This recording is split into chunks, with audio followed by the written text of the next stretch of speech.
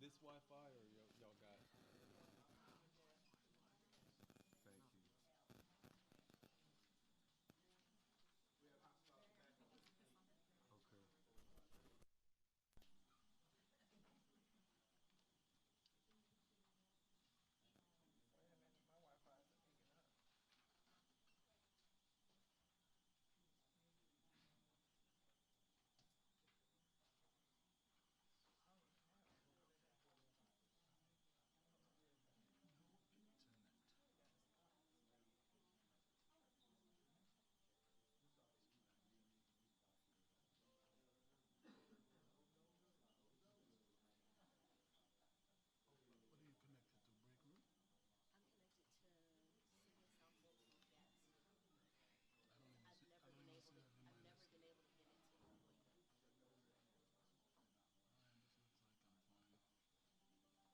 Everybody ready?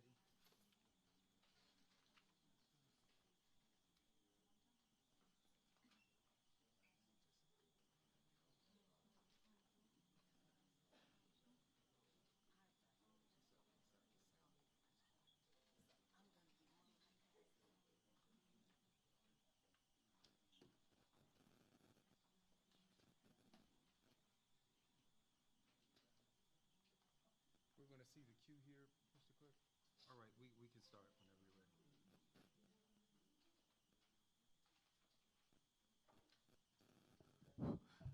Good afternoon and welcome to the special call meeting for the City of South Fulton City Mayor and City Council. We will have the invocation at this time in lieu of Pastor Warren Henry, who's a city chaplain, who's not able to be here today. Pastor McKee will deliver the invocation. Thank you. Of course, he's waiting to be able to.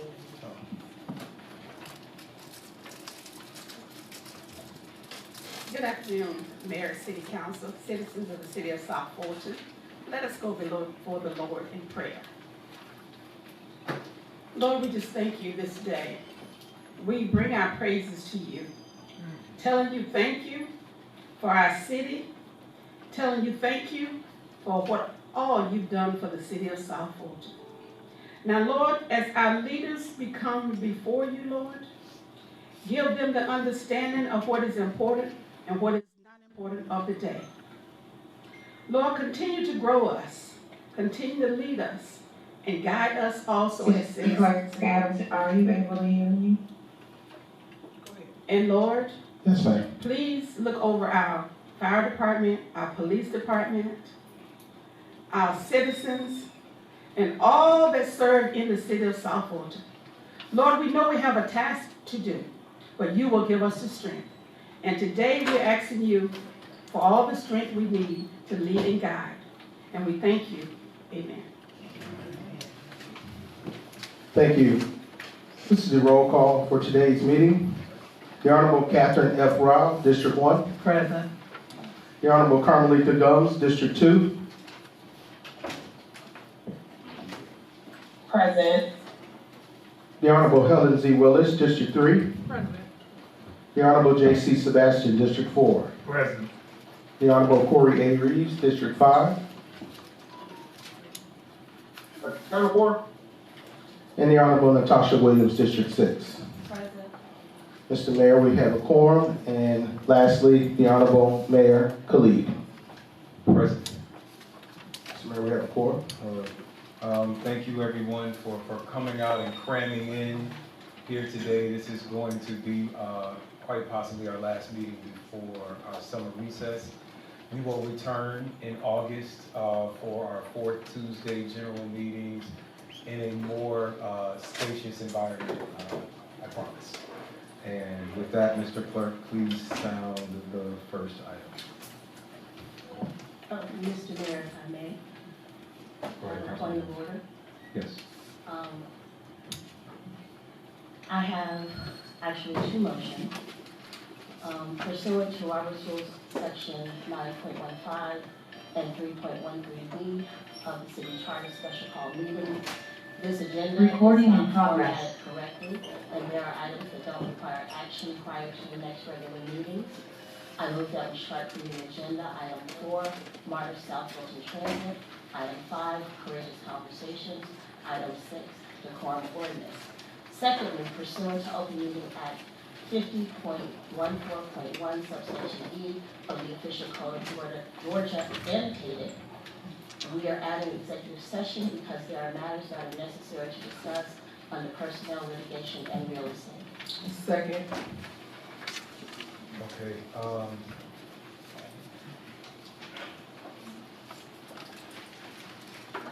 so a couple things.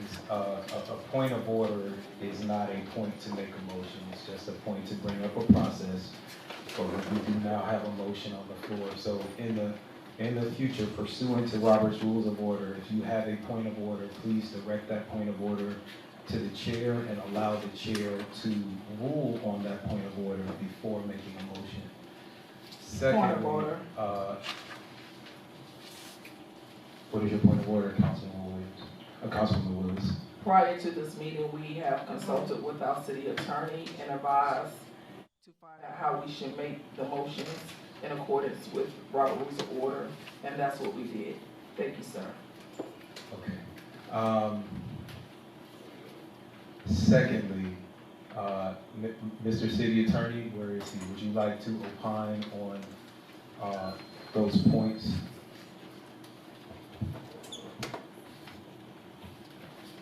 Mayor debate. Mayor debate. Oh, hello. Okay. Mayor, the basis of the point of order is according to Robert's Rules of Order, points of order, any irregularity as it relates to rules or things that come up before the council need to be addressed by the mayor, and the mayor doesn't address it by council. And the motion that was made by Councilman Williams relates to this being a special call meeting as it relates to zoning matters and there are other non-zoning related matters, so that's what's before council. Okay, no, I understood that. Could you rule on the validity of the motion? We are striking it. Could you repeat those again, Councilwoman Williams? Yes, Mayor, thank you. Item number 4, MARTA South Fulton Transit. Item number 5, Courageous Conversations. And item number 7, Decorum Ordinance. 4, 5, and 7. All right, would you like to rule on I believe that the striking is made on the grounds that the agenda was made improperly, is that correct? Pursuant to Robert's Rules of Order, Section 9.15 and Section 3.13B of the City Charter, special call meetings. Would you like to rule on that, Mr. That is the correct citation for the code and the basis of the motion, so that is correct. So break it down for me. I am unclear why we are striking these items from the agenda. On May 25th, when the council had its regular meeting, the council voted that they were originally going to recess for the entire June and July. And then I think CRA or someone said, you know what, we have some zoning matters that really can't wait. And so then a special call meeting was determined to be for today for zoning matters only. When the other non-zoning items were added, that's what created the problem under our charter and under Robert's Rules of Order. So I have a question. A week ago, on June 7th, you attended the agenda planning meeting for this meeting. Were you not aware of that legal issue when we all met to put together this agenda?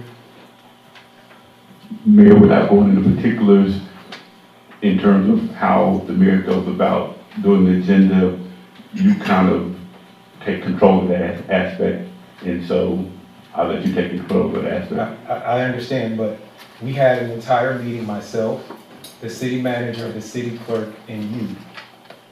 And your purpose for being in that meeting is making sure that we're providing proper legal notice for our zoning cases, and as our city attorney, that we are moving in compliance.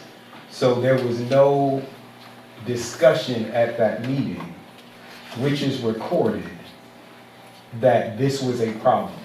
Are you saying that you have just now been made aware? I just want to understand why are we just now hearing about this after the meeting has begun and we have invited multiple parties to address this issue? Or these are very important issues. Mayor, this was based on a point of order, and under 915, the council can choose either to remove them or they can let it proceed and then vote at the next regular session to ratify. So I can't predict that. I'm just addressing the question. Okay, so item number 4 is MARTA's South Fulton County Transit Initiative. And Michael Hightower and the collaborative firm are here to present some findings from that. Mayor Bianca Broom and I will be meeting with MARTA before August, and we wanted to brief the council on that. But council is saying, well, one member of council is saying they don't want to hear that. The next one is Camelot. We have some serious issues that have already been reported in the media about Camelot, and there has been some misinformation. We are simply going to present the findings of a building inspection report, crime stats, and economic development opportunities. We are taking no action. Recording stopped. We are responding to media reports about Recording in progress. about Camelot and accusations of city council's inaction in Camelot. We are striking that from the meeting. We have signed a lease agreement for Wolf Creek, and we are going to hear planning for the season. We have no meeting before August, so without this, we will have no update for the city or the citizens for any plans for the rest of the year. And then lastly, we have this Decorum ordinance. So I just want to be clear that we are striking all of those, well, the motion is being made to strike all of those conversations from this meeting, and we will not discuss them. We have no plan to discuss them before August. Camelot, MARTA, or Wolf Creek. Mayor, There is a motion on the floor. Councilwoman Willis. there's a motion on the floor and it was seconded, Mayor. And you recognize me, thank you, I appreciate you recognizing me. I call the previous question, thank you. All right, roll call vote, please. Nay. Roll call vote to call the question. Councilmember Rob? Nay. Councilmember Guns? Yes. Councilmember Willis? Yes. Councilmember Sebastian? Yes. Councilmember Reeves? Aye. Councilmember Williams? Yes. That motion is approved. The question is called. All right, the previous question has been called. Mr. Clerk, please call the vote. It's the main motion. Roll call vote. Councilmember Rob? Nay. Councilmember Guns? Yes. Councilmember Willis? Yes. Councilmember Sebastian? Yes. Councilmember Reeves? Aye. Councilmember Williams? Yes. That item is approved 5-1 with those revisions. Okay, my apologies, ladies and gentlemen. All information about Camelot, Wolf Creek, and MARTA have been stricken from today's meeting by council. Mr. Clerk, please sound the next item left. Point of order, Mayor. I have a second motion on the floor to add executive session. All right, we will entertain that motion. I'm sorry, yes, we will entertain that motion. Is there a second? Okay. All right, it's been properly moved and seconded. Is there any discussion? Yes. Yes, Councilwoman Willis. I'm sorry, Councilwoman Rao. If we are taking that posture, I would suggest that the budget calendar and process, since we already have a memo with the date, also be removed, so we are only dealing with zoning cases. Mayor, Yes, Councilwoman Willis. I would suggest that that remains on the agenda because the budget cycle will commence prior to us meeting in August. So if that is a necessary item that we need to have from our Chief Financial Officer to present to council. Thank you. We don't have to vote on that. I think I have the floor. And I had it, I didn't yield. You recognize me. I didn't yield. You Okay, recognize me? I'm going to just stop this here. I do want to get a point of order from you, Attorney Helen. According to Section 3.13 and Section 5 of our city charter, the only items that can be discussed in executive session in a special call meeting are items that are on the agenda. So now that we have stricken all of the items from the agenda, the only items that we can discuss in executive session are real estate, real estate personnel and litigation regarding the zoning hearings and the budget calendar, if they remain. Mayor, executive session is an exception to the open meetings rule, and it doesn't have to track your agenda. It just has to be the basis that you're discussing one of the exempt items, which is typically personnel, real estate litigation. All right, Mr. City Attorney, I would ask you to refer to our city charter. I am not quoting the State Code of Georgia. I'm quoting our own city charter, which states, and I can read it for you now. Please provide a section because we need that. I'm reading from lines 175 on. Special meetings of the city council may be held on the call of the mayor or 5 members of the city council. The minutes of any such special meeting not called by the mayor shall indicate which council members attended the meeting. Notice of such special meeting shall be served in the other meetings personally or by telephone personally at least 48 hours before advancing notice of the meeting. Such notice to council members, yada, yada, yada.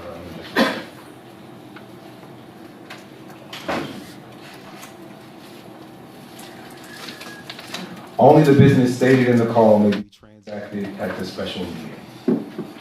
So we have stricken all of the business from the call except for that's actually the last line. You will find that at 190 and 191 in our city charter. So our executive session would be limited to the called items, which are the budget calendar and the zoning and modification cases. Mayor? My opinion hasn't changed in terms of my interpretation. All right, thank you very much. All right, Mr. Clerk, please, is there any other discussion? All right, Mr. Clerk, please call the vote. We have a motion by Councilmember Williams, seconded by Councilmember Willis, to add an executive session to today's meeting. It's roll call vote. Councilmember Rao. Yes. Councilmember Gumbs. Yes. Councilmember Willis. Yes. Councilmember Sebastian. Yes. Councilmember Reeves.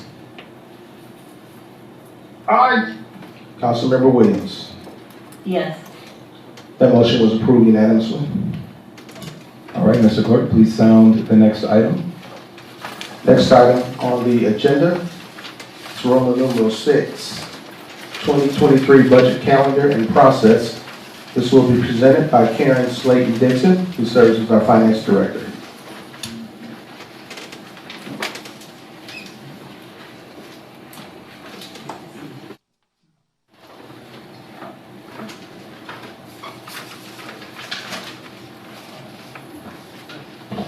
Mayor, Council. How you doing, Ms. Good evening. All right, just wanted to go over our 2023 budget calendar.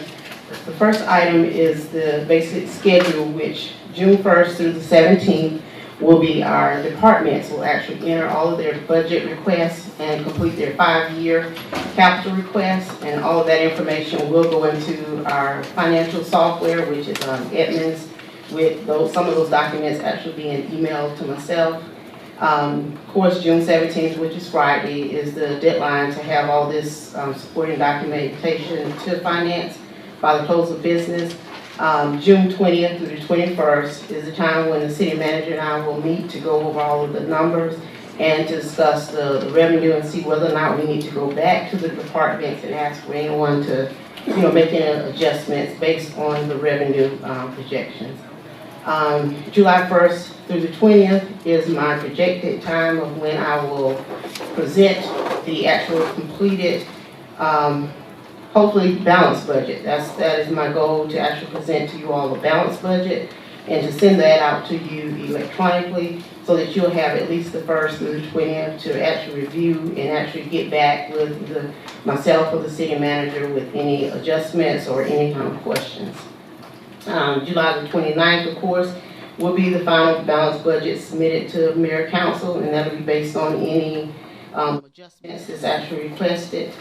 And August is going to be used for our public meetings, which we already have it set for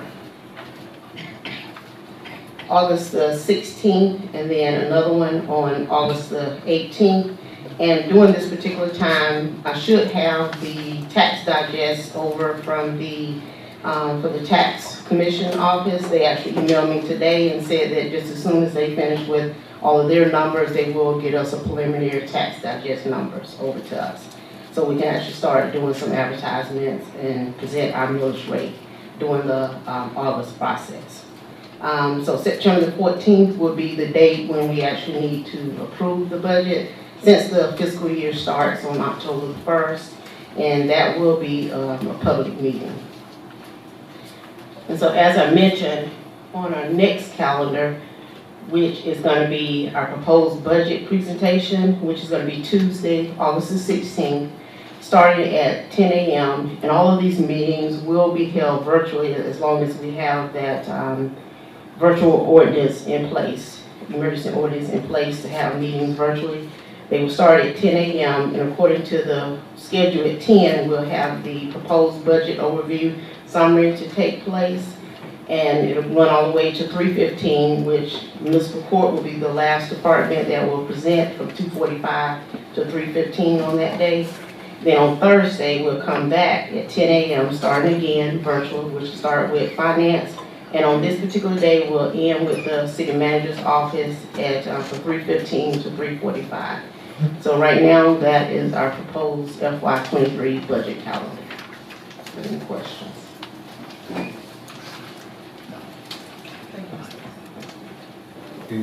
All right, Councilman Brown, I see you in the queue. No, that's from prior. Okay. All right. Mr. Clerk, please sound the next item. Thank you, Ms. Dixon. Mr. Mayor, Council, we are at item 8 on today's agenda, Roman numeral 8. This is public hearings, rezonings, variance, and modification cases for motion and vote. I would like to make an announcement to the public. Today's meeting does not include a public comment portion today, so we received a number of cards, but we will share those with the mayor and council so that they can review them. But the only public comment we have for today is through the public hearing process. With that, Mr. Mayor and Council, first case today is public hearing to consider Z21-015, 7245 Bethesda Drive, 7329 Bethesda Drive, 0 Bethesda Road, 2234 Bethesda Road, 2224 Bethesda Drive, as a request to rezone from AG1 and C1 to R5 for the purpose of constructing 95 single-family fee simple homes. This is located in District 7. Ms. Kiefer? Ms. Kiefer? Or, I'm sorry, Mr. Hall. Ladies and gentlemen, please welcome our new Community Development Director, Derek Hall. Thank you, Mr. Mayor, and a good afternoon to the members of council, and a good afternoon to the citizens of the city of South Fulton. Before you begin, could Yes. I just ask you to let our citizens know where you come from? Yes. All of that, thank you. Happy to do so. I would like to say a warm greetings to the great citizens of the city of South Fulton. As the mayor indicated, my name is Derek Hall, and I currently serve as the Director of Community Development and Regulatory Affairs. I have had over 25 years of experience. I know I look a lot older than that, but 25 years of experience working in planning, community development, and economic development all across this great country of ours. I got my start at the City of Detroit in the City of Detroit's Planning and Development Department. While I was employed there, I got my master's degree in urban planning. But from there, I've worked in the communities in Texas, traveled around the country as a consultant working in community development and planning, and then eventually ended in California, where I spent the majority of my time serving as Planning and Development Director for a number of communities there. I also have experience in transportation, and I am moved by what I hear when I hear of discussions in terms of making sure that we are transit friendly and looking toward ways to make sure that we have more public transportation accessible to our residents and to our business owners. So with that, I will be around for the entire meeting, and I want to just thank my colleague, Rebecca, who's been serving in the interim capacity. I might have to bring her up a time or two as we go through some of these cases, but kind of doing this for 25 years, I think I have a little bit of a handle on it, so we're going to try to get through these cases fairly quickly. As the city clerk mentioned, our first case is to consider rezoning, and the case is Z21-015. I was here for this planning commission meeting, and I will say that there was a number of individuals that were here to express their opinions regarding the project. This project has been reduced from originally it was proposed to be 95 units down to now 85 units. As a result of that reduction in units, we have verified that the proposed development is consistent with our current comprehensive plan. Many of you in the community, certainly mayor and council, you know that the city adopted a comprehensive plan that's going to guide the orderly growth and development. This particular project as proposed, based upon the reduction of the units and based upon some input from staff and from the community as the developer has coordinated some community meetings, is consistent with our comprehensive plan. Specifically, the future land use for this is regional live work. The applicant is proposing 1.85 dwelling units per acre. This particular land use allows up to 2 dwelling units per acre. The site you see is an exhibit of the area this particular project is located in District 7. On the left-hand side, you see the zoning map, as is indicated, and the request is for rezoning of this application of this particular project site. Go back one, Mr. City Clerk. And then, as we've indicated, the future land use, as indicated from the update in our December 2021 comprehensive plan update. As it relates to the specific land use map, the site is compliant, is consistent with what we have recommended in this land use. So there aren't any inconsistencies as it relates to the future land use and growth of the area. Again, this is an overall site map of the project. You notice that there is a major thoroughfare with houses on either side of the major thoroughfare leading you out to in and out of the subdivision. This illustration shows the typical types of elevations for the project. Staff had worked with the applicant to make sure that they embellish the way in which they use the materials. So you see a combination of brick and different tiles related to how the overall development is going to look, making sure that it differs from the cookie cutter particular type of repetition that we sometimes see in new developments. Next slide. So this particular project has been reviewed by the Planning Commission for 5 times. I'm sorry. And the dates we've listed from November 16, 2021 to our most recent Planning Commission meeting, which was May 26, 2022. I will say that per our requirements, the applicant has coordinated community meetings to address and work out some of the issues that were particularly identified early in the planning process. Next slide. I'll now read you a summary of the staff conditions and changes since the inception of that November 2021 application and that first public hearing that we have with the Planning Commission. So some of the additions that the applicant has proposed includes front facades to be brick or stone with fiber accents, a mandatory HOA requirement for all areas owned in common fee, no more than 40% of the certificate of occupancies can be issued before phase 1 amenities are complete. So staff was concerned that many of the units would be built prior to any amenities being constructed. And so we conditioned the project to make sure that on the 35th issuance of the certificate of occupancy, there had to be at least, at minimum, phase 1 amenities complete for the entire project. A sewer capacity report and approval by Fulton County shall be required before the land disturbance permit may be issued. That is issued through Community Development and Regulatory Affairs, as you know. We want to make sure that before issuing the disturbance permit, which then allows the developer to start on construction, that we have approval from Fulton County that it meets the sewer capacity for the new developments that will be, the new housing that will be developed in the area. Requirement for a 6-foot high privacy fence to be near lots 38 through 76. And this is to protect for privacy issues related to the area and the nearby traffic in the area. Next slide. So with that, I will conclude staff's comments. I am sure the applicant is here if there are any additional comments from the applicant. This concludes staff's presentation. All right. Thank you very much. We'll hear now from the applicant.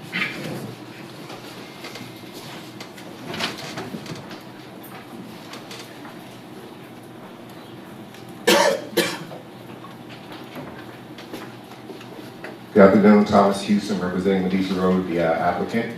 Quick question. I know this was originally scheduled for 5:30. We've been represented so far by Michelle. Mr. Mayor, you need to open public hearing for this portion. All right, I'm going to ask that you just ask for a point of order before you blurt things out. But I'm going to open the public hearing.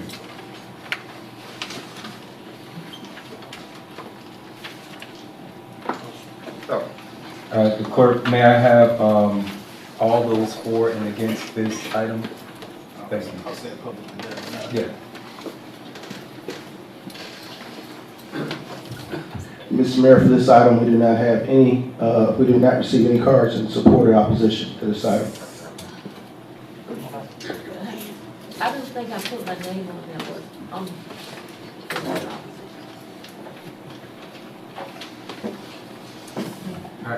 Yeah, we received a number of cards that didn't have any number on there. Do they have any reference to this item on Bethsaida? Do they have the word Bethsaida? No. District 7. Not on any of these. May I just ask by a show of hands, were there people who filled out comment cards for this item? I do see Ms. Jewel Johnson, Mr. Michael Venable, who I'm sure did fill one out, and Mr. Drew DeMann in the back. So if we open the public hearing, we will hear from the applicant, and then I will hear from those individuals. Go ahead. All right, thank you. Is there a presentation be uploaded? Yes. Thank you.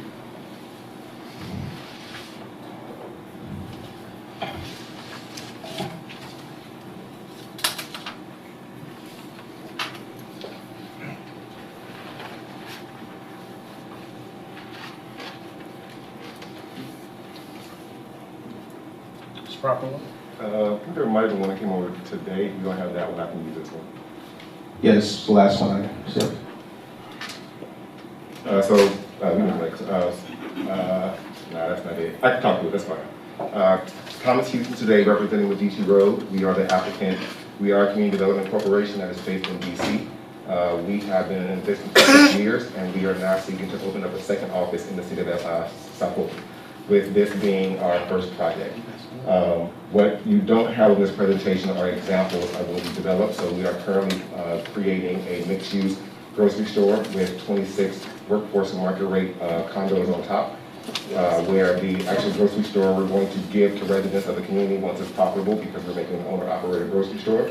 We are also in development of a $200 million development, whereas on the ground floor is the new local library. And we're also creating a podcast area that's connected to education for local residents, and then putting mixed income apartment for rent on top. The goal is to make this the first residential development, with following up right back to start looking for some close by commercial. HUD definition within 2 miles, you have a community. So we're now looking for some commercial to make as the next project, so collectively we're starting to change this part of Old National Dev State as an overall community. So this particular site, what you see on the left-hand side, is the current property is about 5 lots, currently zoned AG1, and the very bottom portion is C1. We're asking to change that over to R5. We actually worked with the citizens in DC to write the comp plan for them, so we're very familiar with code and how comp plan works. We looked at that very specifically before purchasing this property. And so we looked at, they're essentially looking at the future land use map and what City Council has said they want this part of the city to look like, being specifically around single-family housing versus commercial and agriculture. And so we went to the slide. This is just an example code-wise what we are asking for: minimum lot area, minimum lot width, front side setbacks. So all of that is by code what we decided to execute. As mentioned before, originally we were asking for 95 lots. In partnership with the community, we made a bunch of concessions. One of them was to reduce to 85 lots, as well as add deceleration lanes on both major thoroughfares, and then having conversation on what the interior sidewalks look like. We can go to the next slide.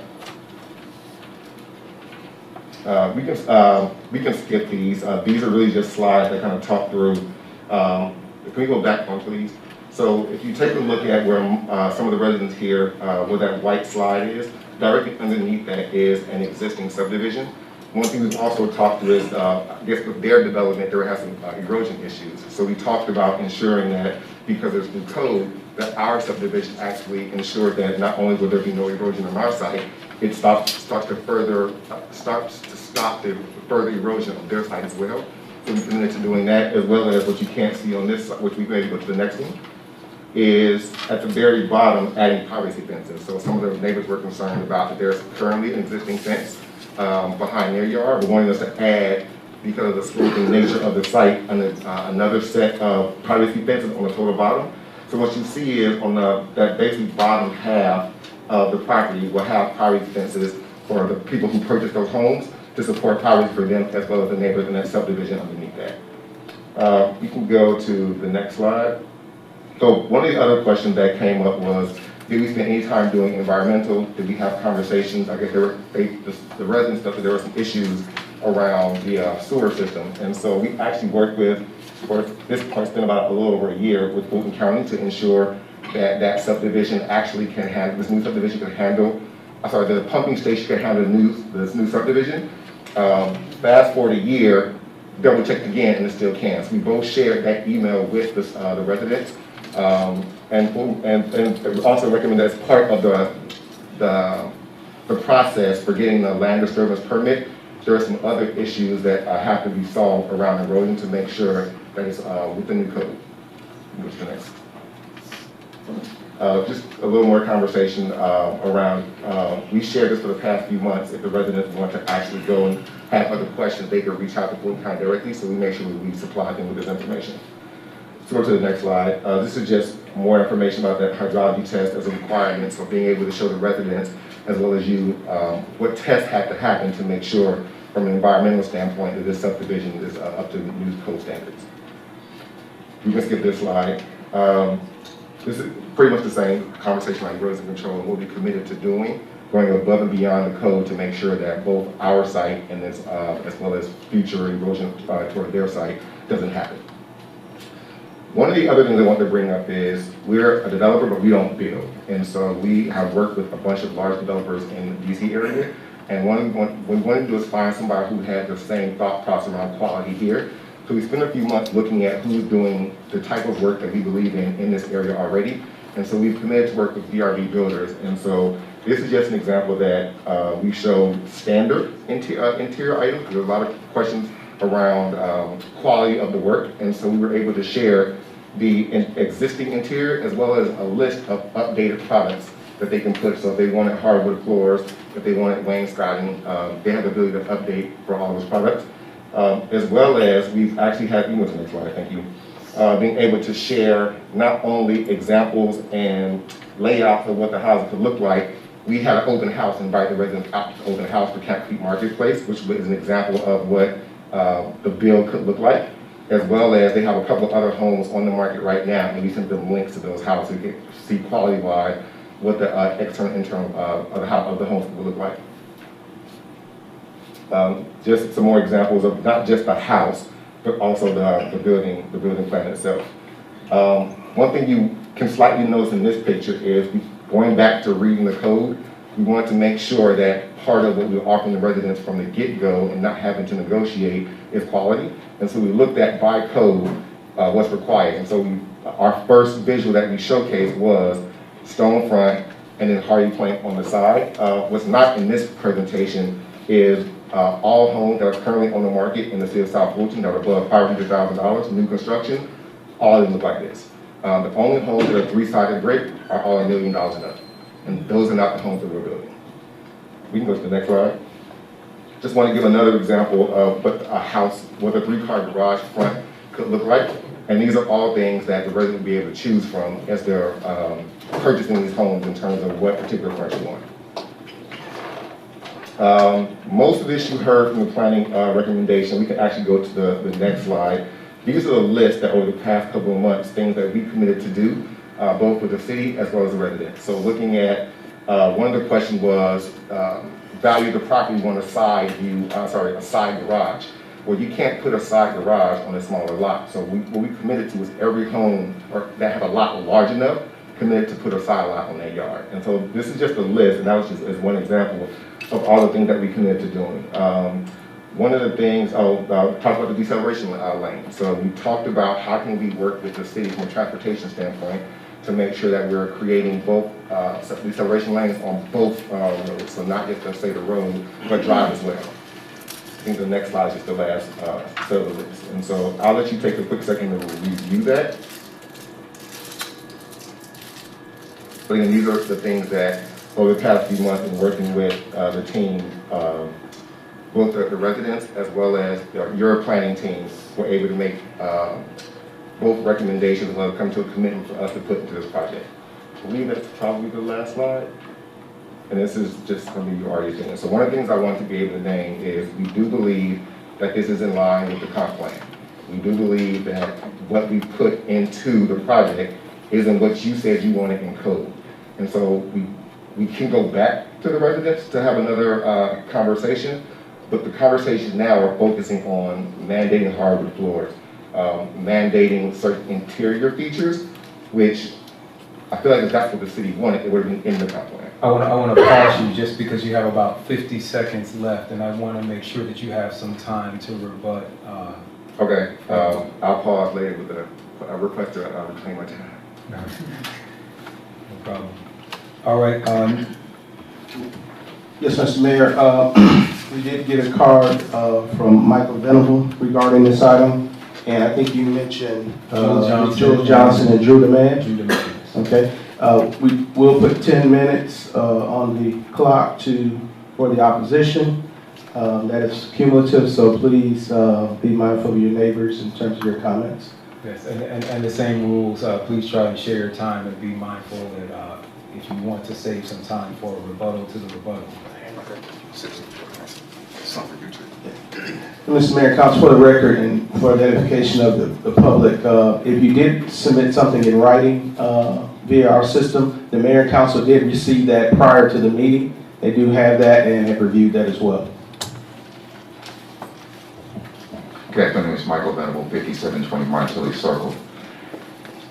you're passing out a piece of information that was been presented to the developer that this community wants and needs in order for this to be a viable community.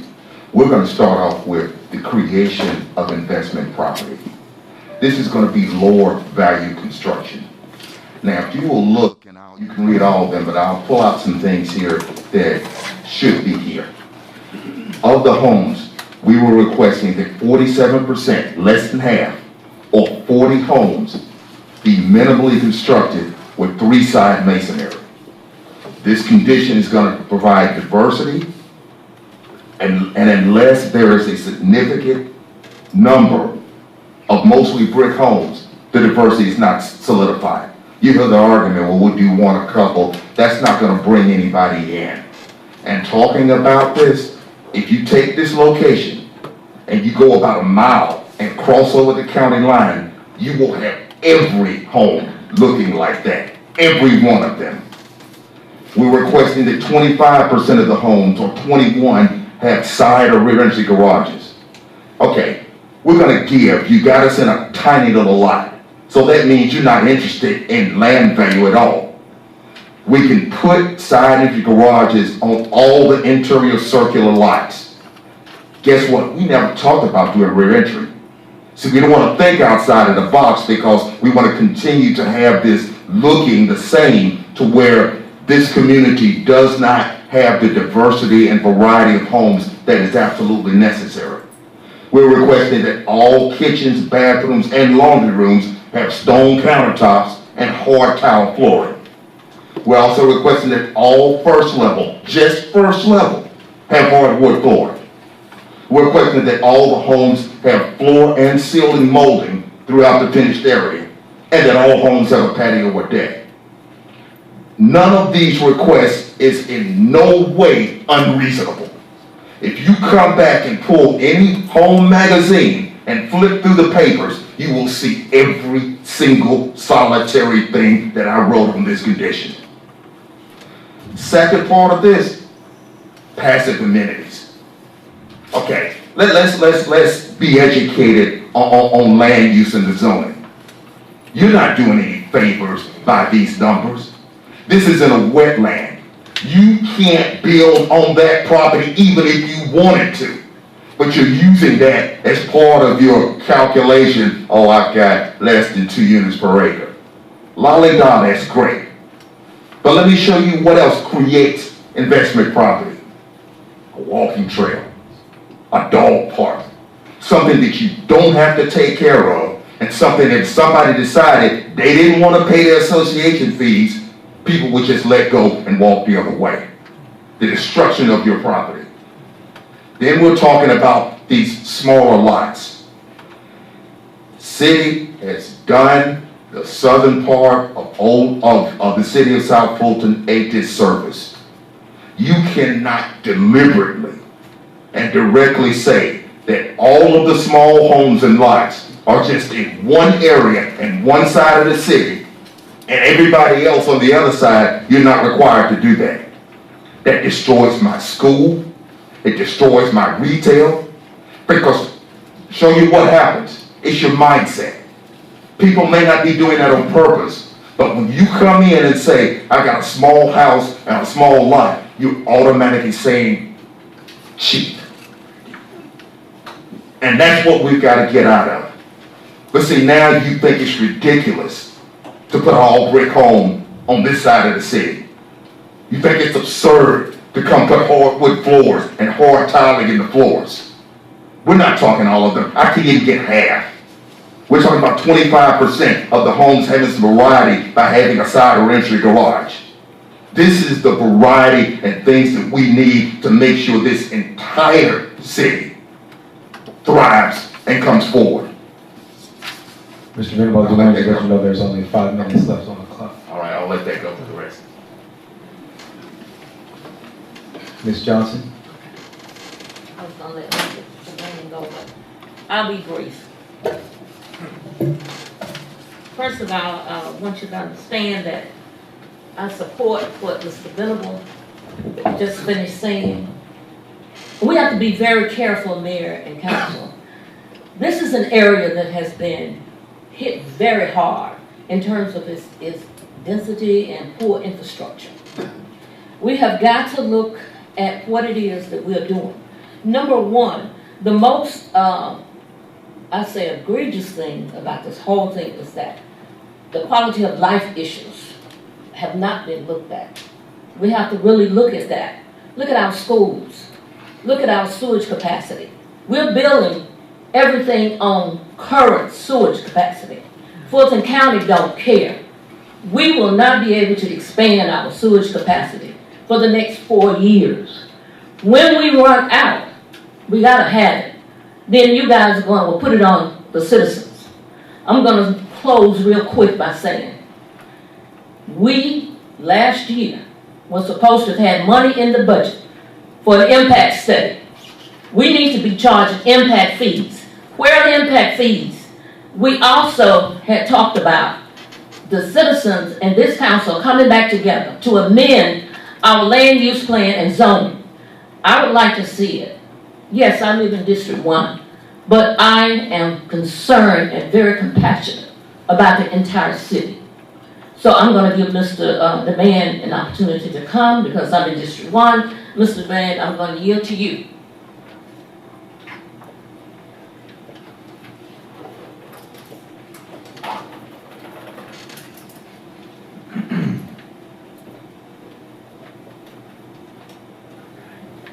Thank you, Ms. Johnson. Good afternoon, Mayor and Council.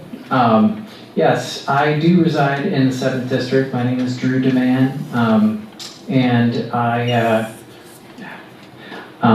so this particular issue, the Zoning Planning Commission has already voted against, and I think we should respect their opinion on this. I do agree about the lack of infrastructure that would support the addition of further density. And furthermore, this also relates to item 2, that we are in danger of losing more and more of our agricultural land and rezoning from agricultural to more dense developable land, whether that is commercial or further residential, I think really requires a lot of forethought and collaborative, imaginative planning on the part of council and the community to determine what in the future we will need to have and what we deserve and what we want to have. Personally, my motivation is to make sure that we pursue community food autonomy and the production of local food and growing a local agricultural economy here in South Fulton. We're uniquely situated next to one of the biggest cities in America where we could be providing produce, fresh local produce to a large urban area and thus grow a considerable portion of our economy around agriculture. So on the basis of the Planning Commission having voted against this, and also in the interest of conservation and protection of the environment, I strongly suggest that we push back development of any kind until we have really truly come up with a community-based comprehensive plan with more oversight from the community. Thank you. All right, we have a minute left on the clock, and I believe you have about 52 seconds left on the clock. Did you have a rebuttal at all?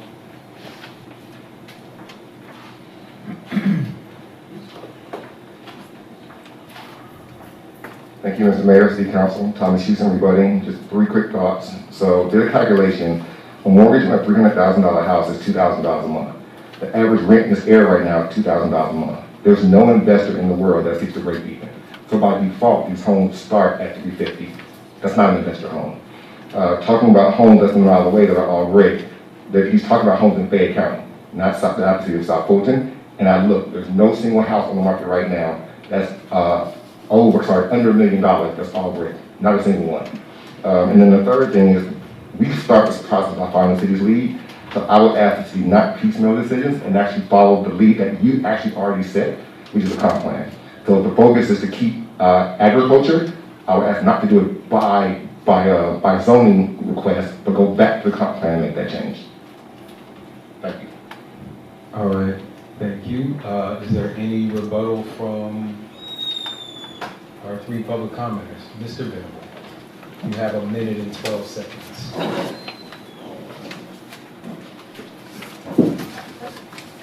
One more, Mayor. Yes. There's no rebuttal. The rebuttal is for the applicant, not the All right, so opposition.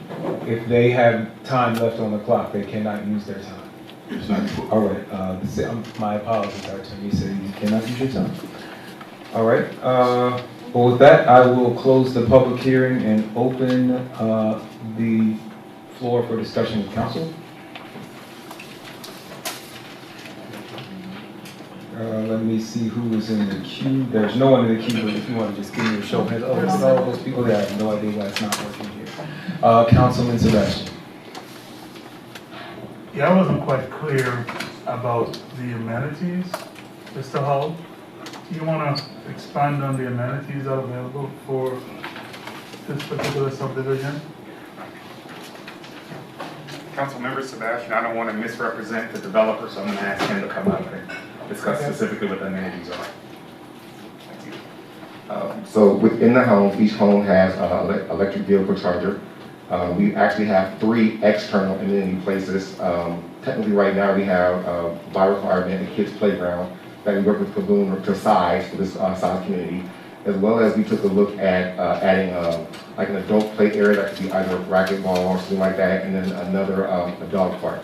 So we looked at top 10 lists of things that people want in Metro Atlanta for home amenities. And so we have the dog park, the kids play area sized by Fulton, as well as another adult play area on the other side of it. And in each home, there's a guaranteed electric vehicle charger. Two other questions. Given some of the wetlands and streams that seem to be in this area, what specific precautions did you guys take to protect those waterways? So 3 things. The first one, we actually had an engineer go out before we did anything to see if we could build anything that would not only stand the test of time for the homes that we're building, but also protect the neighbors. So we passed that test. And we created the bill based around that. And so we asked the engineer, it really depends on the total number of homes, the erosion control plan they're going to create. The erosion control plan that we discussed with the residents is going to be a combination of, technically it's like, this is not my expertise, but is a scenario we're looking at not just water bags, but actually building brick, they're not called waterways, but they're like basically, I'm going by a 30-year qualified engineer who's telling me that there's this, based on what we're building, there's a standard procedure they can do for erosion that protects not only the homes we're building over time, but also make sure it doesn't seep onto neighboring property. And are these things, these structures, something that the HOA will have to maintain, or they Yes, and so we put in a requirement of the HOA that's, so there wasn't an HOA at first, by request of the residents. We added an HOA that covers not just grass cutting, maintaining other amenities, as well as maintaining on the streets because of the requirement for emergency vehicles. So all that's in the HOA. Sorry, so the erosion control procedures that I think you mentioned, are you saying they're going to be structures created that the HOA will have to maintain? I'm not talking about retention ponds now, because this thing has waterways all over. I'm saying, is the HOA going to have to maintain a significant portion of this subdivision? Will have to maintain structures throughout the subdivision? So there's specific to erosion? Yes, and we've done that before. Okay, and last question, I think you might have broached on this, but I might have missed it. What's the price point? So starting price is $350. Interest rates keep going up. It's going to go to $360, and then by the time we finish adding all the amenities, it can go up to $500. Okay, thank you. All right, Councilwoman Rowell. I had a couple of questions. Can you verify that you're saying the site plan that you have in there has you not building in the floodplain, correct? Correct. Sewer capacity, Mr. Hull, have you confirmed the information in terms of the current capacity to do this development? Or Ms. Rebecca, whoever.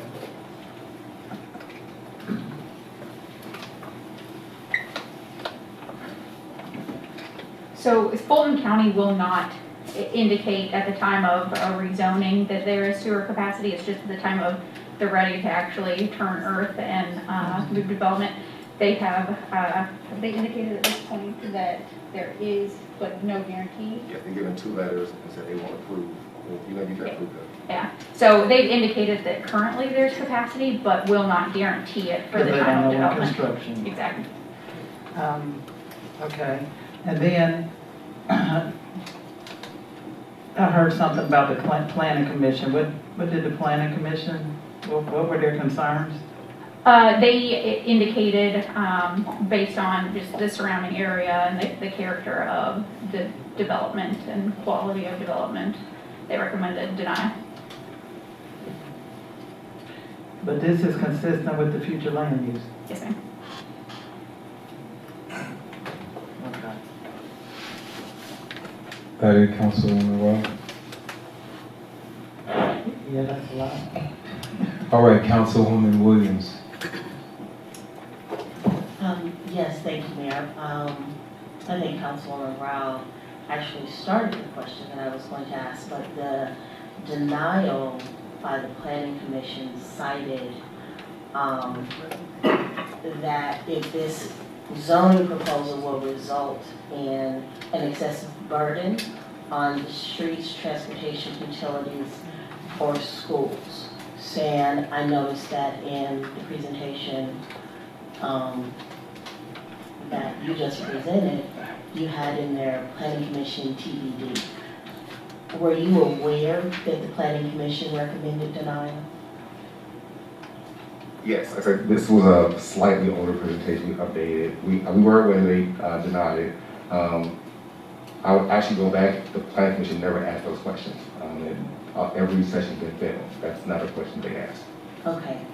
No, I wanted to bring that up because I think that is, even if it is on paper consistent with future land use, I think that the concerns that they have cited are significant enough that we may want to consider taking another look at this, because this is a pretty impactful development to the community, particularly when you consider, you know, the lack of public transportation options that we have.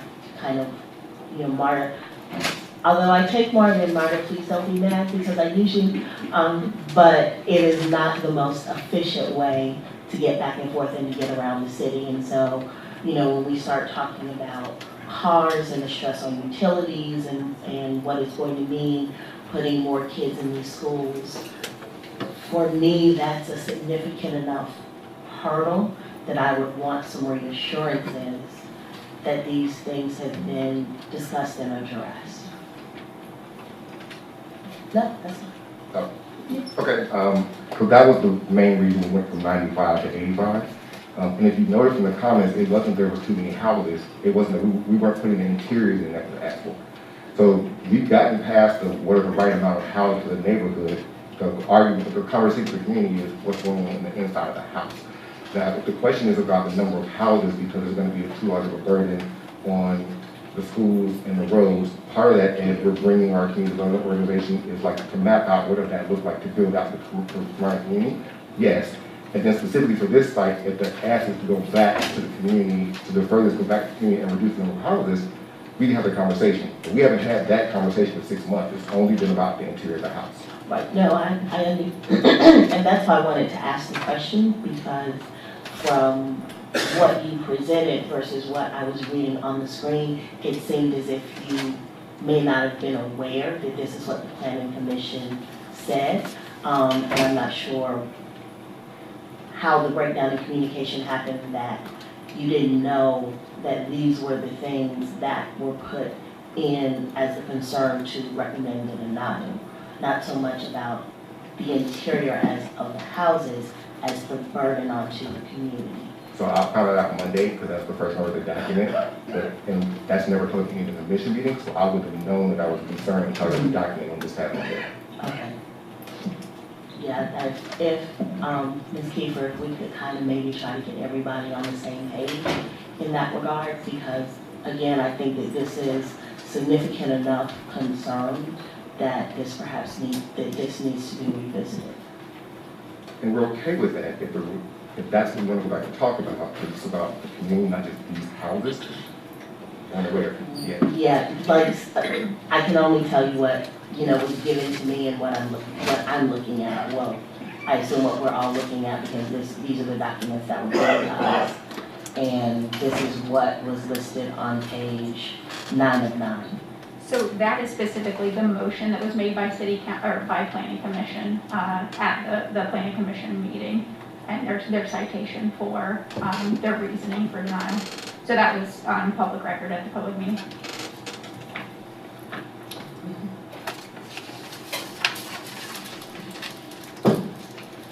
All right, is that Councilwoman Willis? Thank you for recognizing me. One of the reasons I push for this process to be changed to allow us not to vote on the day that we hear zoning hearings is to allow for time for developers in the community to get together and work out any concerns or issues. With the old process, we would have been voting tonight, or we would have been deferring. And when I look at best practices in other cities, that's not what they're doing. Also, my question to you is, how many meetings have you had with the community? So it was deferred in front of Planning Commission 5 times. I am not sure how many times it was actually specifically discussed at those meetings, but came up on the agenda 5 times and then was decided on the 6th time. Right, that's the formal agenda. I'm talking to the developer, if you don't mind. I'm sorry. So we've had 6 official video conference meetings and then 2 unofficial phone conversation meetings. Okay, so we don't vote on this until the next regular meeting, which is in August. Point of order, Councilman Willis, only because you said that twice.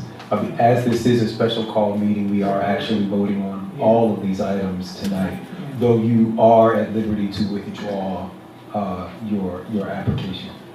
Thank you for bringing that to my attention. I thought we were just hearing tonight. So we are voting, Ms. Keeper?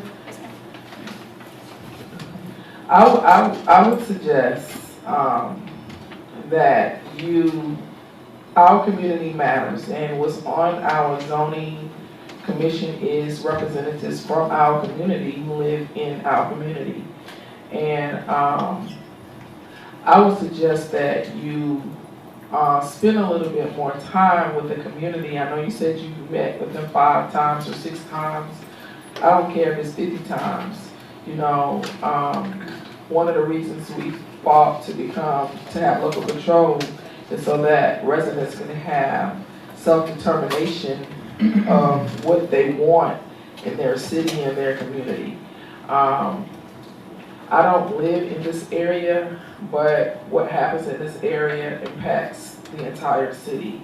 And the only thing that I would ask is that you spend some more time with the community, because you said you have never seen some of these concerns that have been brought to the council today. This is the first that you've heard of these concerns.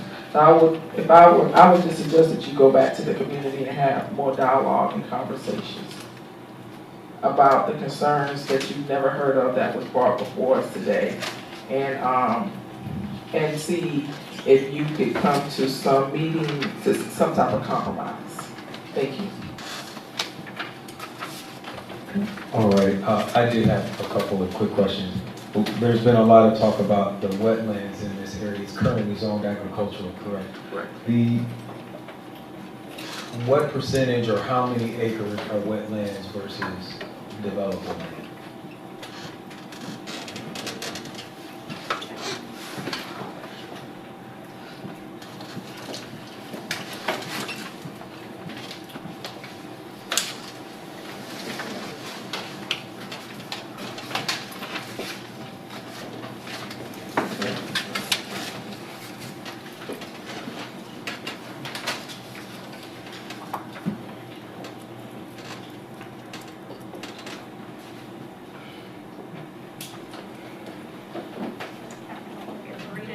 Fifteen.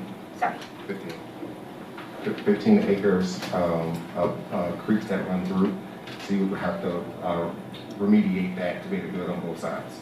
So what are the acres that are developable? There's 15 wetlands and then it's technically 48 acres, so minus 15, 33. Got you. All right, thank you. I will make a comment about sewers. Upon becoming mayor, I got to finish a request from Congressman Scott's office for a sewer plan, for money for a sewer plan. Upon reviewing that plan, I found that no additional capacity had been planned for Old National, period. And I have urged them to look at that plan again. It was developed under previous administration, and we are taking a look at that plan. I am concerned. There is a meeting on Wednesday of Fulton County's Board of Commissioners. They are planning to raise the rates for our sewers. So we should make sure that in all things that we get our money's worth from our county.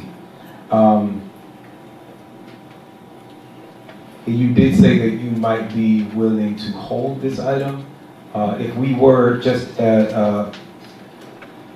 Attorney Hyman, if we, please correct me if I'm wrong, if we were to vote no on this, this item would not be able to be brought back for a year. Is that correct?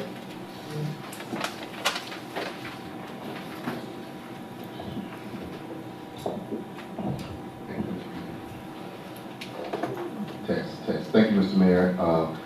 Reginald McClendon, Assistant City Attorney. If the vote was to deny this application, then it would not be able to be brought back for 9 months. For 9 months. All right. All right, and those are all of my questions. Thank you. And with, I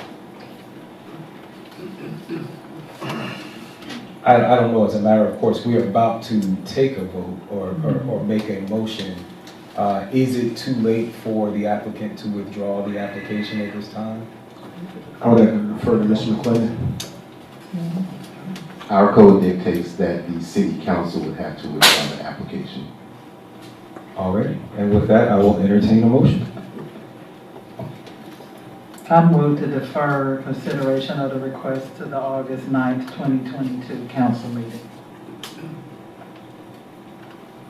Is there a second? I second. It's been properly moved and seconded. Mr. Clerk, please call the vote. Roll call vote. Councilmember Rao? Yes. Councilmember Guns? Yes. Councilmember Willis? Yes. Councilmember Sebastian? Yes. Councilmember Reeves?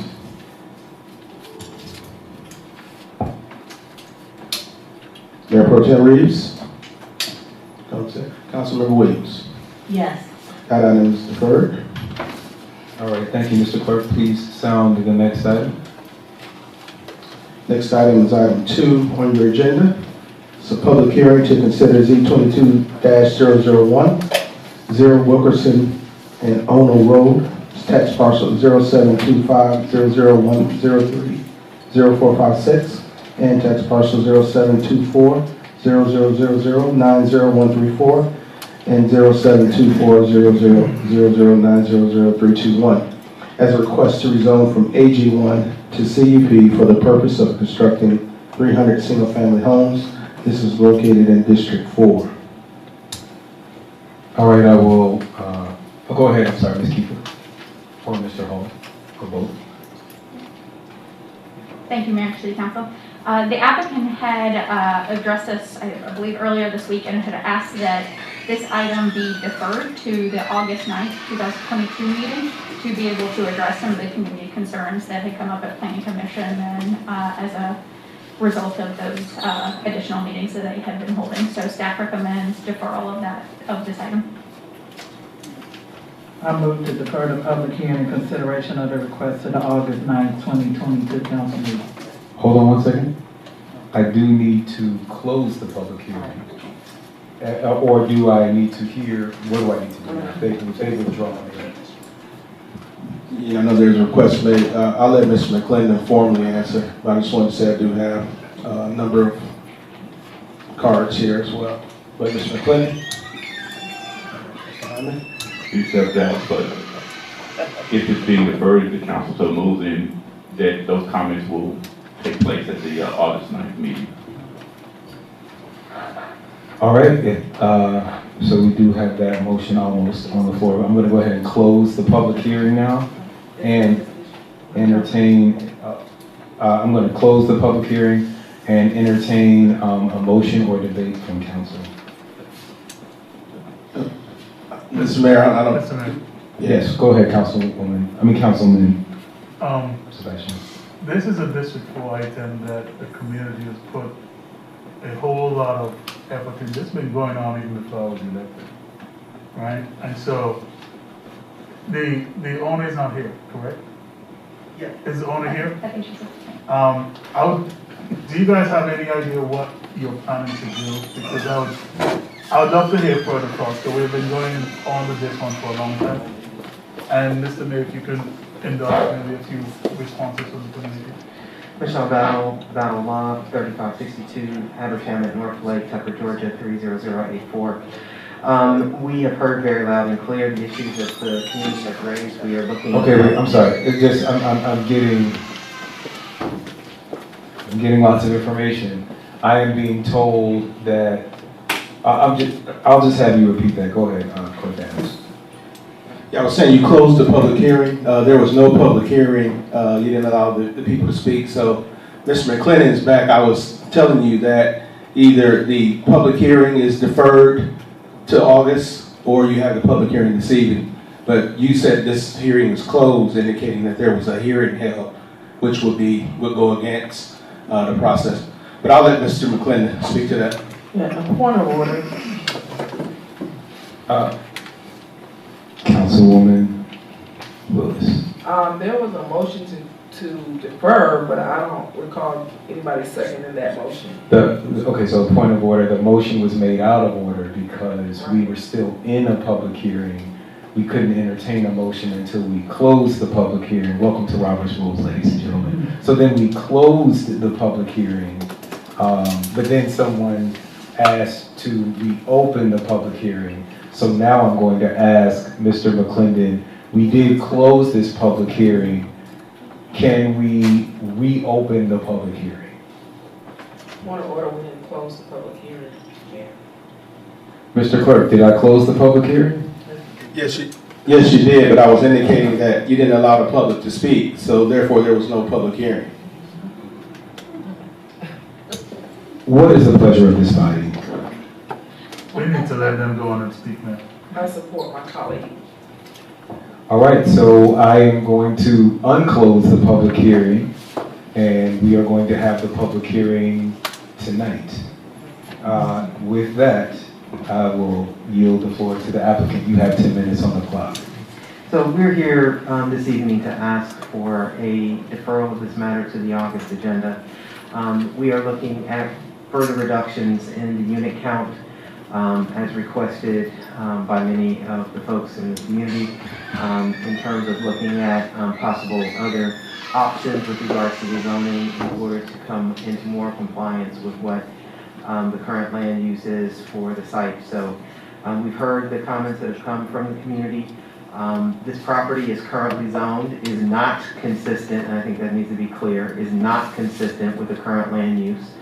And therefore, the rezoning of the property is certainly appropriate. The question is to what and how many units. And so that is what we are seeking to work on over the course of the next 30 to 45 days or however long it takes us to get back before the board.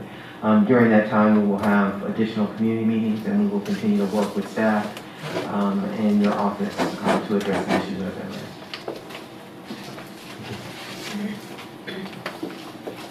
All right, thank you.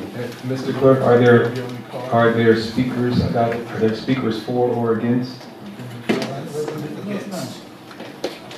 All right, you have. I'm going to let you get back to your mic.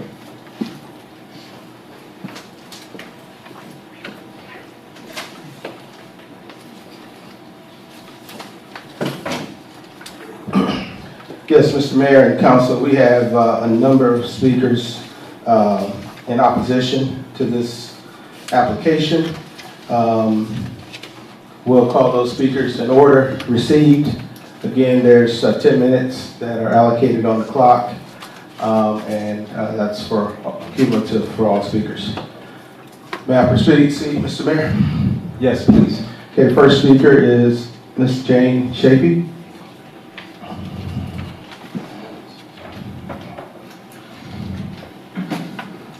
My name is Jane Shapey. I live at 7525 Hopgood Road in District 4. I'll be brief and quick. In our District 4 community, we have farmlands, homelands, woodlands, and wetlands, providing fantastic opportunities for area children to visit and explore nature in their own city. We have, during a recent field trip, a little boy asked me if it was safe, kindergarten kids, if it was safe to be out in the woods because he had never been hiking in the woods before. He lived in a subdivision just like the one proposed here. Houses crammed into every square foot of buildable property with a green space that is simply a grassy vacant field. Today we're bringing a petition that's signed by 170 local residents with 10 points describing why we are opposed to rezoning. We are asking you to make a decision tonight without deferral to deny this rezoning. Please declare District 4 as the Green District, the Garden District, the green jewel of the city of South Fulton, unique and valuable because of our natural resources of land and trees. Together we can preserve an area where children can visit and learn to love nature, discover the importance of biodiversity, learn that all snakes aren't dangerous, that toads don't bite, and to appreciate the earth before that we ask them to save it. Yes, the next speakers in order, Susan Marbut, Bob Dallas, Naima Gilliard, and Drew DeMann. I'm Susanna Marvin. I live at 8135 Ono Road. I'm here to ask that you please vote no tonight to zoning case Z22001. We have voiced our concerns and faithfully attended the public meetings that Pulte has offered. They have not addressed our concerns adequately and do not have our city's best interests in mind. As we develop one of our most valuable assets, our land, we would like to see at least actually one home per acre, not an average, or possibly even these state lots of 3 to 5 acres, not the overall average. Wilkerson Mill neighborhood has 1.4 acres. Our district is predominantly rural and flows right into Chattahoochee Hills. We do not want to fill the area with cookie-cutter homes on quarter-acre smaller lots. The average home on our street starts at a listing of $800,000. Most homes can go for over $1 million. The average lot is 14 plus acres. Mine is 40 acres. This area needs to be carefully planned out, not sold out. We do not want clear-cut lots with homes even half of the value of the surrounding homes. We want people to seek out our district because it is different and has diverse options. We want it to flow into the farms of Chattahoochee Hills. We don't want to have a visible abrupt end to our city limits. There are several working farmsteads with more people seeking out land options for this lifestyle. We proudly have just established a South Fulton Young Farmers Chapter with Travis Hyman, which serves to encourage and support our small farms locally. I am enjoying serving as the current president of our chapter and helping others succeed in their endeavors. This alone shows that our city has a desire to support agriculture, so let's be different and let our development choices show that we value our land resources. Please vote no tonight to the zoning case and don't defer it.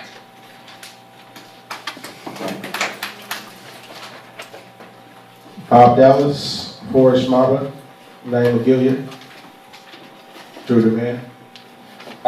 Good afternoon, Mayor and City Council. My name is Bob Dallas, and I'm an attorney representing Janie and Michael Shapey. My address is on the card, and their address, as you heard, is 7425 Hopgood Road, which is less than a quarter miles of crow's fly from this property. And they speak out in opposition for a number of reasons, according to the comprehensive land use plan and the city's rules. First, this will be the first change to from AG1 in this area for the city of South Fulton. Secondly, the comprehensive plan shows that this entire area is rural neighborhood.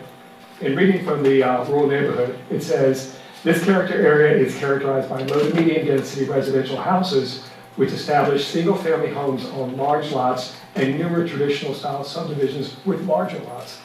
Third, when you look at what rural neighborhoods ask for with that 1 to 2 units per acre, that this is really coming in as a it's smaller lots than an R6. In other words, it's trying to do what it can't, with an N1, what it cannot do directly. And that's important because this will set the stage for the development in the entire area. And when you think about the this development of this with 300 homes on less than 8,000 square feet, understand it backs up to a warehouse. They will see right behind them the lighting of the warehouse, the trucks of the warehouse, the emissions of the warehouse. And secondly, you think about the uses that are allowed next to this, agriculture uses. Those are the farm animals, the horses, the chickens, the pigs, the things that the kids love to see that they can see in their neighborhood. They're right there. What you're basically doing is you're going to end up with a nuisance that will result in their being gone. So for that reason, we would say that this is not the right development, and that we would ask respectfully for a no vote. Thank you. Naomi Gilliard, Drew Demand, I think it's Margaret, Doris Margaret, Brian O'Donnell.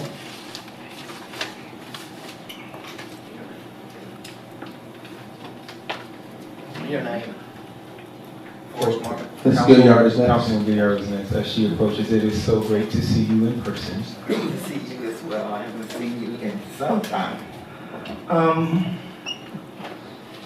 This development would really be a game changer for the city and particularly for District 4. And one of the reasons why is because the proposed development will back up to a warehouse in another city. In land zoned industrial, the residential is zoned residential, and Palmetto, the city of Palmetto, had to know that when they were putting that in place. Now, no matter what the developer does, the proposed developer, they can put one house on an acre, they can put one house on an acre and a half. But what still remains? The warehouse. Not only that, they want to rent out 20% of whatever they put there. So they're going to mix purchasing with rentals. So this is another different model for our district and, more importantly, our city. Because if this passes, others will come and say, they did it, we can do it. And there goes the city. We did not, in 2017, come to the table for anything like this. All we talked about was the dream of this excellent development that was going to come. And more citizens are coming together to say that is what we want. This would be a travesty, no matter what they do. They can't change the warehouse being there. And all of the environmental issues that nobody wants to talk about. They can't buffer air. They might be able to, as the developer said, which really was an insult. We can put a 100-foot buffer in there to buffer the view. You might be able to buffer the view, but you cannot buffer the air. You can't buffer the all-night lighting. You cannot buffer the noise. And if you think that's not real, ask Wilkerson Mill, subdivision of nothing but seniors who have to put up with a warehouse that was built in Palmetto right behind their homes. They're going through, a whole lot. We don't need this. Yes, we need development, but we don't need anything that anybody brings to the table. So I agree that you should just vote no. No matter what they say they can bring, they can't take that warehouse away. Remember that. And all the environmental issues and the environmental justice issues that are being created in our city. Thank you. Last two speakers are Drew DeMay and Brian O'Donnell.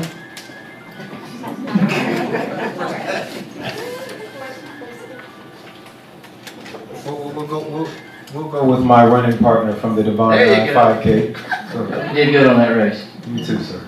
All right.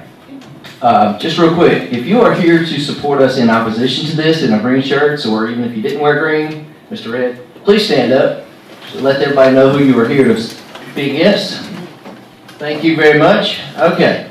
Look, I'm sure our opposition will say that we're being unreasonable. There's nothing they can do to make us happy.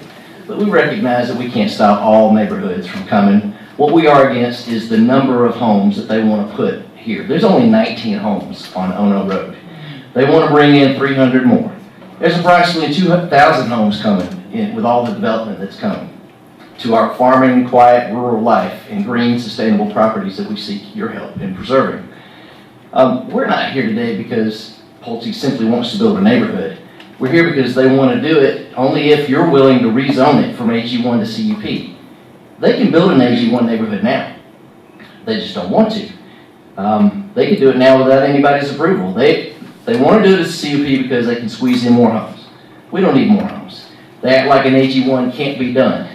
Take a look at Wilkerson Mill that will border this. That's an AG1 neighborhood. Average lot size on that, which my wife stole my points, 1.4 acres. You look at my notes. All right. Ashwood Estates, also nearby, 1.3 acres, AG1 neighborhood. It can be done. All the homes on Bear Creek Trail, my neighbor here, 5 acres per lot. All the homes average on Ono Road, 14 acres. So, 48 seconds. So we're asking for a decision today. Decision of no, no deferment. I don't have time to keep dealing with this. We can't keep bringing all these people to keep dealing with this. Please don't defer this any longer. I don't have time for any more meetings to hear the same thing over and over again. For me to keep saying the same thing over and over again. Thanks.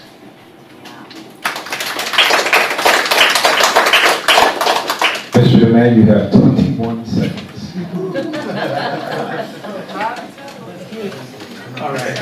Thank y'all. I'm here to support my friends of the 4th District, and I ask you just to hear their concerns. I think they're all valid. Again, I'm going to lean heavily on environmental concerns, and I think South Fulton can be a true city of the future where we balance human-built environment with our natural ecosystems. We have to do it. Now is the time to act. All right, thank you. I am now going to close the public hearing. For real, for real. Or not, because there is rebuttal. How many minutes are left on the clock for rebuttal? 8 minutes and 56 seconds. 8 minutes and 56 seconds. Come forward, Mr. Attorney Battle. So I'd like to point out a few things. Again, this is a challenging site and opportunity.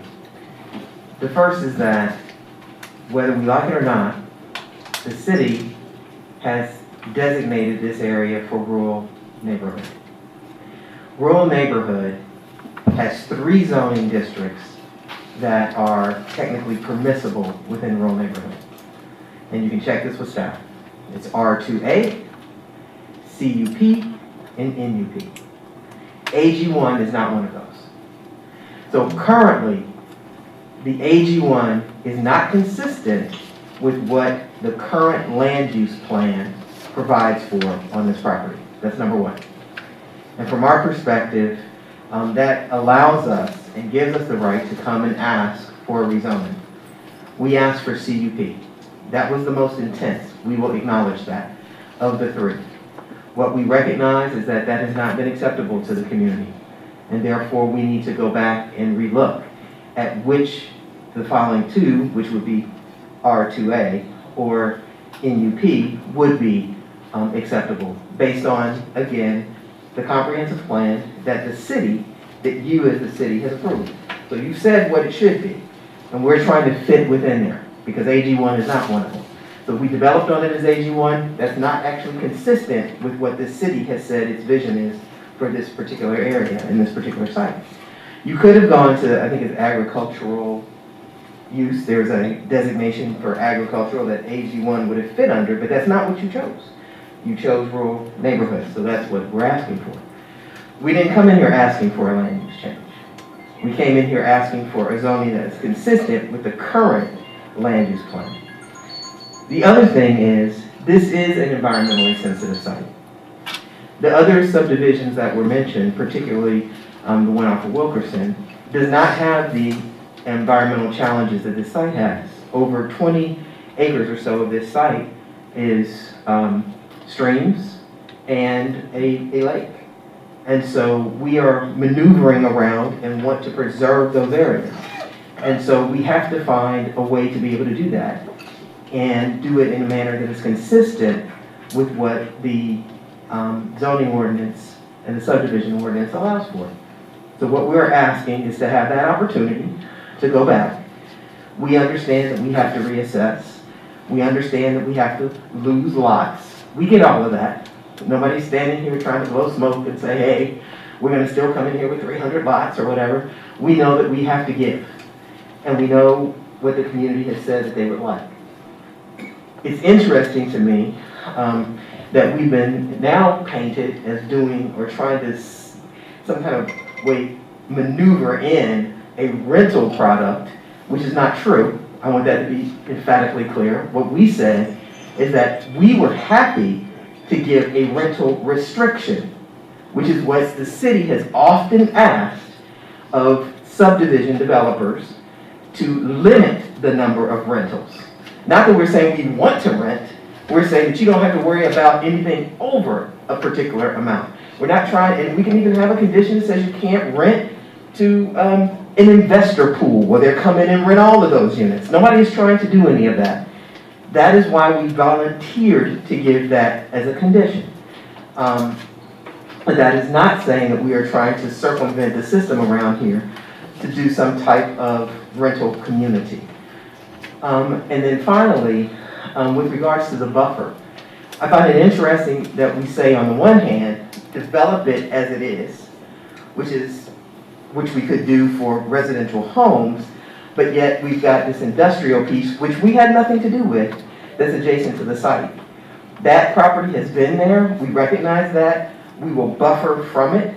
We have volunteered a buffer from that over and above what was required, and so we believe that we are doing the right thing in terms of the buffer that is being proposed. And so with that, I would like to again respectfully request that this matter be tabled for a public hearing in August to give us an opportunity to go back, amend our application if necessary. If we feel like we need to withdraw it and resubmit, we can do that. But what we want to do is to make certain that we are staying consistent with what the comp plan allows us to do and has encouraged us to do. And so with that, again, we would respectfully request for the deferral. Thank you.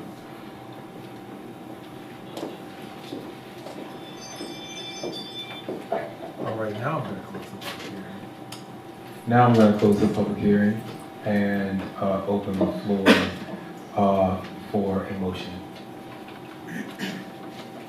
or comments. I do see council. Is this old? No, this is new. Okay. If it's all right, I would like to start with Councilman Sebastian, since this is in his district. Thank you very much, Mr. Mayor. You know, before I was even sworn in, I attended a meeting on this project. And I didn't say much, I listened. So before all of this, the hoopla, I listened. And the one question I asked in the end was, are you open to a different type of product? I hear the inconsistencies in terms of maybe the land use plan and so on and so forth, or the comprehensive plan. But this particular proposal has just always seemed a little bit out of place, personally, right? I give the owners the right to develop their land how they want to develop their land, but within the rules that we have. I'm just sitting here thinking, you know, no matter how disciplined my kids are, what I can't do, I don't have the right to go next door and discipline my neighbor's kids. Palmetto have put some things in place that has seriously impacted this entire region. And back in December, I was not even aware of the amount of things that Palmetto was doing across the street, literally across the street. And so, while we cannot go and control what happens in Palmetto, we certainly can control what happens as much as possible, what we have the ability and the right to do. You know, it was mentioned about what we fought for when we created the city of South Fulton. We fought for control over our lands. And we fought for the right to make those decisions based on how we want to live in the city of South Fulton. We welcome development in District 4. I want to let folks know I'm not anti-development at all. But it's about doing it smart, it's about doing it right for the district that is the greenest district and largest district. And the thing about it with land, once you build on it, you know, it's gone unless you're going to build those things. So, again, I just feel that this is a personal for me, a stretch, what we're trying to do here. And I'll just end my comments there. All right, Councilwoman Willis. So, former Councilwoman Gilliard said that we should ask City of Wilkerson Mill about how they feel or how they're suffering with the warehouse built behind their subdivision. Well, you don't have to ask them, you can ask me. Our neighboring municipality built a warehouse behind my home. Not only my subdivision, but my home. I walked out my house one day and all of the vegetation was taken out and I saw coyotes and everything running everywhere, all through our neighborhood. Every night that I go to sleep, I hear roaming trucks. There's a big old loading dock behind my home that looks like a spaceship. So I'm living with that decision that my neighboring municipality made that impacted South Fulton, city of South Fulton residents. So I am never going to put anyone through what I am currently living through. And that's all I have to say.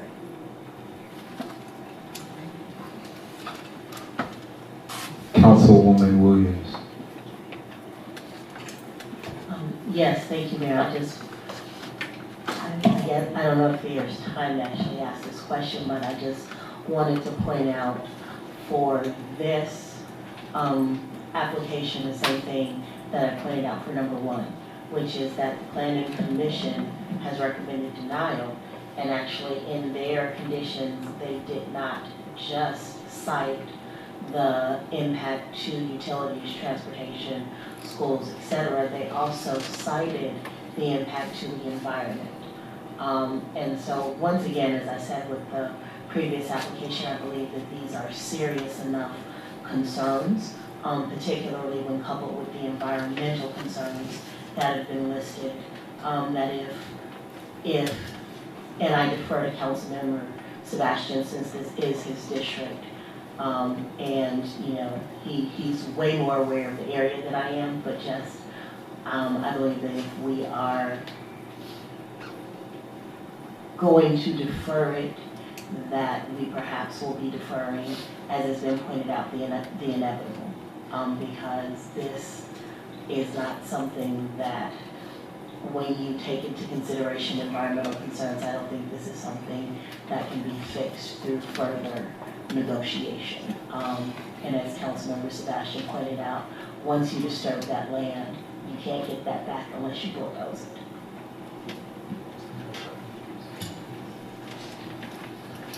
Councilmember Sebastian.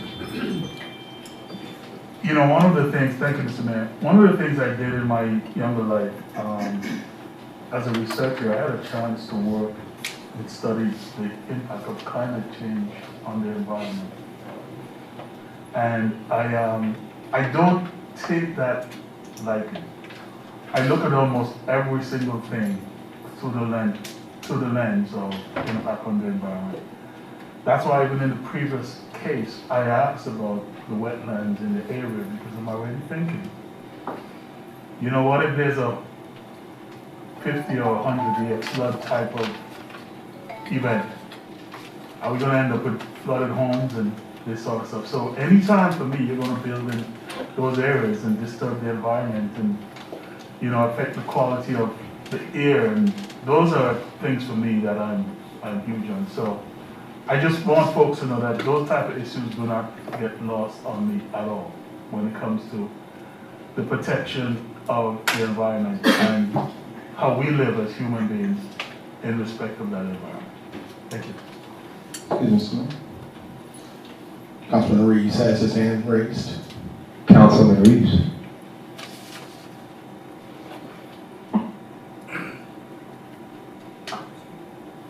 Yes, I just want to come in, and I'm here in my office in here at City Hall, so, but that's where I'm at in my pod. But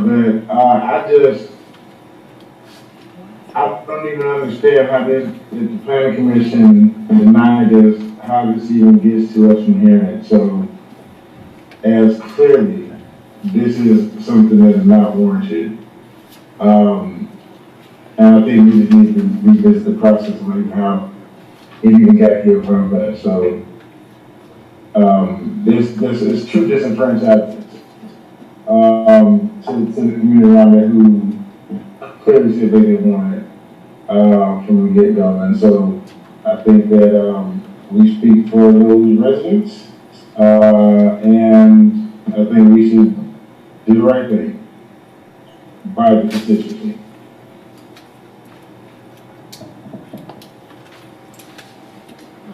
All right, it looks like the queue is clear. I do have a few comments. I just want to actually echo the sentiments of some of my colleagues, particularly Councilman Sebastian and Mayor Pro Tem Reeves. I'm going to ask that we don't have side conversations. It's hard to focus, especially in these close quarters. I too am deeply concerned about our environment. Less than a mile from here, there is a fire that is still burning underground in a toxic dump off of Bishop Road. We have an unlined Superfund site next to our amphitheater, and 33 detention ponds that have not been cleaned out in 5 years. I think that it is so vital that what little land we have left, we have a lot of land left, that we handle it with care and that we handle our development with care. Last year,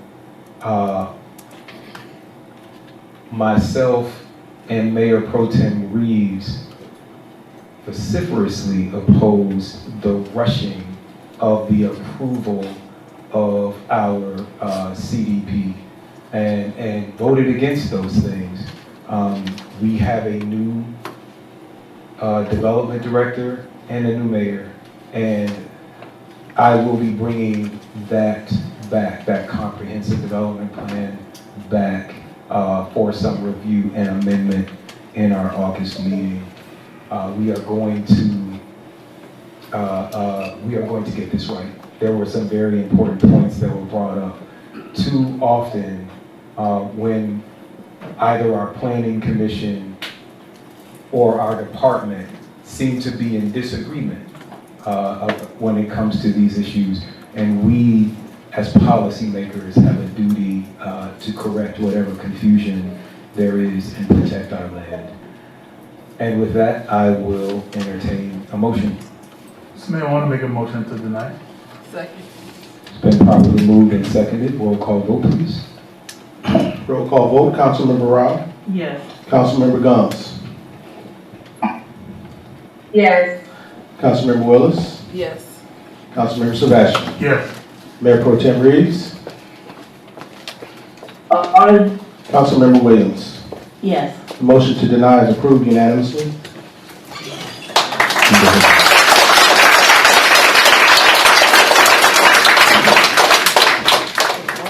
All right, thank you, Mr. Clerk. Please sound the next item. Next item is listed as item 3 on the agenda. Is public hearing to consider Z22-004, U22-003, and CV22-002. It's located at 3505 Cascade Road as a request to rezone from C1 to C2 and obtain a special use permit for a convenience store with gas pumps and concurrent variances regarding the stream buffer, sand talent overlay requirements, and tree planting requirements and sign ordinance. A companion item is a second reading of an ordinance to waive distance requirements for a gas station located at 3505 Cascade Road, Atlanta, Georgia 30311.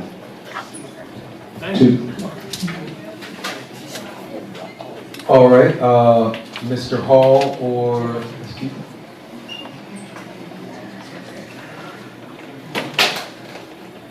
Mr. Mayor, members of council, Derek Hall reporting on behalf of the Community Development and Regulatory Affairs Department. The item before council, as was mentioned, is a combination of a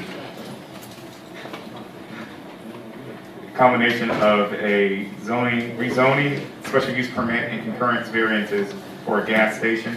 This area, for many residents, they know the area because it was previously a gas station, and now this is an application to seek to rezone it, and so that it can be once again developed into a gas station. Specifically, the applicant is seeking to rezone from C1 to C2 with a special use permit, as I mentioned, for a gas station.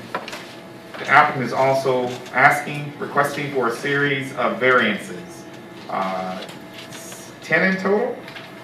So the first one is to increase the monument sign height from 6 feet to 16 feet. This is so that there can be visibility from the freeway and from the immediate area. Increase monument sign area from 32 feet, as per the City of South Fulton sign ordinance, to 70 square feet.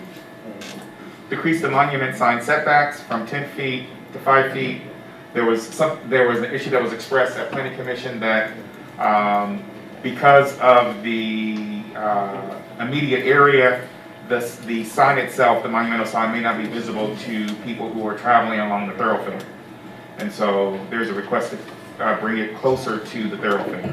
Exemption of LED light requirements set forth in the City of South Fulton's sign ordinance. Allowance of fabric as a screen, and there's an elaborate process that they walked us through during Planning Commission for the dumpster door. This fabric will allow for the air to flow in and out. And I guess the example that was given was that they had been previously at another gas station where staff members who were taking out trash got injured because the wind was blowing the door and the door was so heavy. So this would allow for air to pass through the door and to allow staff not to get injured from high winds. Encroachment of 20 feet undisturbed buffer and 10 feet improvement of setbacks as required by QT and the residential tract owned by the City of Atlanta and used as a sewer lift station. The seventh variant is to allow for the following encroachments on a 10-foot landscape strip required by the base zoning and a 15-foot requirement in the Cascade Corridor Overlay District. As you're probably well aware by now, in addition to the zoning ordinance and the comprehensive plan, we also have development standards contained in our overlay districts. And so specific to this project, driveway to Cascade Parkway encroaches on the buffer. B, curb on southwest corner encroaches on the buffer. And finally, entire curb line on Cascade Parkway encroaches on the buffer. So these are three specific areas within the variance number 7. Number 8, an exemption from the requirements to have landscape islands required for every 5 parking spaces. Number 9, variance from minimum requirement to have landscape islands to be a minimum of 200 square feet for 2 landscape islands at the rear of the building. Finally, variance from the requirement to install large overstory trees along Cascade Road, as overhead utilities are oftentimes in conflict. You know, one of the great parts about living in the South, obviously, is we get a lot of rain, and it has our vegetation to grow. And as a result, there have been some concerns expressed by some of the utility companies that with strategically placed landscaping along major thoroughfares where we have overhead utilities, that it causes conflict. And oftentimes in heavy storms, some of these will fall onto the lines. So it's been some concern expressed. The photograph here shows the location of the project in relation to the 285 freeway, I believe that is. And it's the area that's highlighted just on the north side of Cascade before you get to the freeway. This illustration shows the zoning map and the future land use map, as I mentioned earlier, with the adoption of the comprehensive plan in December. Both projects, or this project as proposed, I want to make sure I get this right, is consistent. It's consistent with the future land use map. Next slide. And so this shows an overview of the layout. The building is kind of centered to the project site. The islands for the pump stations are surrounding it, and then a number of parking spaces for individuals who are either going to go into the gas station for other services, including paying for their gas or picking up some general merchandise. Next slide. This case has been heard at the Planning Commission 2 times.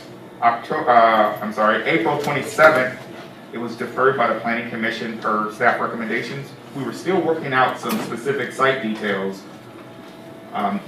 specifically requested through some of the community meetings that we had with the developer. And then the last time it was heard at Planning Commission was on May 26, 2022. At that time, a number of residents attended the meeting to talk about the history of this site and how it was needed to be redeveloped into a gas station. And they made sure that their comments were recorded on record. And so staff recommended approval at the May 26th meeting, and that recommendation was conferred by Planning Commission with approval, subject to the conditions that were outlined by staff.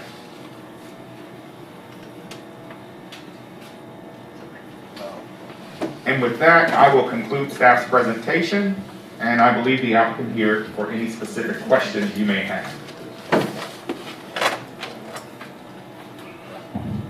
All right, I'm going to open the public hearing. Mr. Clerk, how many for and against?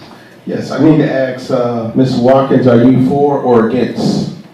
For. You're for, okay. And Ms. Johnson, are you for or against? I just have a concern. Okay. I don't know whether it's be for or against. Let's place her in the against. So I have just for sake of argument. I have 1 in support and 3 in opposition. All right, thank you. We'll start with the applicant. Waiting for the PowerPoint. We are excited to be here. I've got Mike Burke with QT. This particular location is one that had been proposed for a QT. I think it was back in 2014. Ms. Watkins, as well as others, worked diligently to assist QT with some variances that they were asking back then for the development of the site. The site never actually got developed. It has been a gas station previously. I think there are many in the community that are excited about the opportunity to have such a high quality gas station in the location. I personally am a avid QT user and pass by many gas stations to get to the one that works for me the best. And I think that that's one of the points, that everybody doesn't necessarily like the same gas station. Some people prefer QT, some people prefer BP, some people prefer Shell. Everybody has their preference. But we know that this is a quality operation. They are corporate-owned stores, not franchise-owned stores, so you can count on the same consistency in the service that you are given, as well as in the facilities. When you look here at the PowerPoint, you can go to the next slide. Again, we are looking at a use permit with the concurrent variances and rezoning. This, again, site was approved back in 2014 with certain conditions from Fulton County prior to the creation of the city of South Fulton. When we go to the next slide, again, you can see the suburban neighborhood designation for the site, along with the C1 that's on the site currently. Next slide. We are again across from the Kroger gas station, the Kroger grocery store, And across from exists an Exxon, which may actually be developed as an Aldi's soon. Go to the next slide. These are some pictures of the intersection and where you can see the existing canopy that is there from the prior gas station. This site has been vacant for quite some time, and the community is looking for it to be redeveloped. Go to the next slide. This is the site plan that was presented. We have worked very hard with staff and utilizing some of the prior variances that have been approved with regards to the site. There are challenges there. There will be a piping of a portion of the creek, which had already been approved by Fulton County to allow for the development to exist. This is kind of an expansion of the footprint of the prior gas station area because of the footprint that QT has and the number of parking spaces and pumps that will be utilized. We'll go to the next slide. This is the building. We have worked to make it consistent with the uses, with the overlay district. We'll go to the next slide. And those are the pump stations. In terms of the requested variances, we did back in 2014, there was a deletion of the stream buffer that was approved, reduction of the 10-foot landscape strip to 6.5, the increase in the number of allowable wall signs from 2 to 5, and then the QT signature red color that time has been approved. Let's keep going. The staff, and I'll kind of stop from that perspective on the slide because I don't want to take up too much time, but the bottom line is staff has made a recommendation of approval with conditions. We are comfortable with the conditions that have been raised by staff. There was one change with regards to the number of islands that have to be placed after the number of parking spaces. We asked that on the sides, that was after every 8 parking spaces, but in the front on the south side of the property, that would be after every 10, so that there wouldn't actually be a tree in the middle of the aisle when you're going into the doors in the front of the QT. But otherwise, I know there were some concerns about the signage, and I think we have managed to get comfortable with the low-level monument sign that is required in the overlay district, and we will work with the county arborist to deal with the foliage and things around it because we want the sign to be visible to people so that they won't have problems being able to see it. Because one of the reasons why the staff has approved moving the sign slightly up. So with that, we would respectfully request approval based on the staff recommendation, and we hopefully look forward to QT being in the neighborhood. Thank you.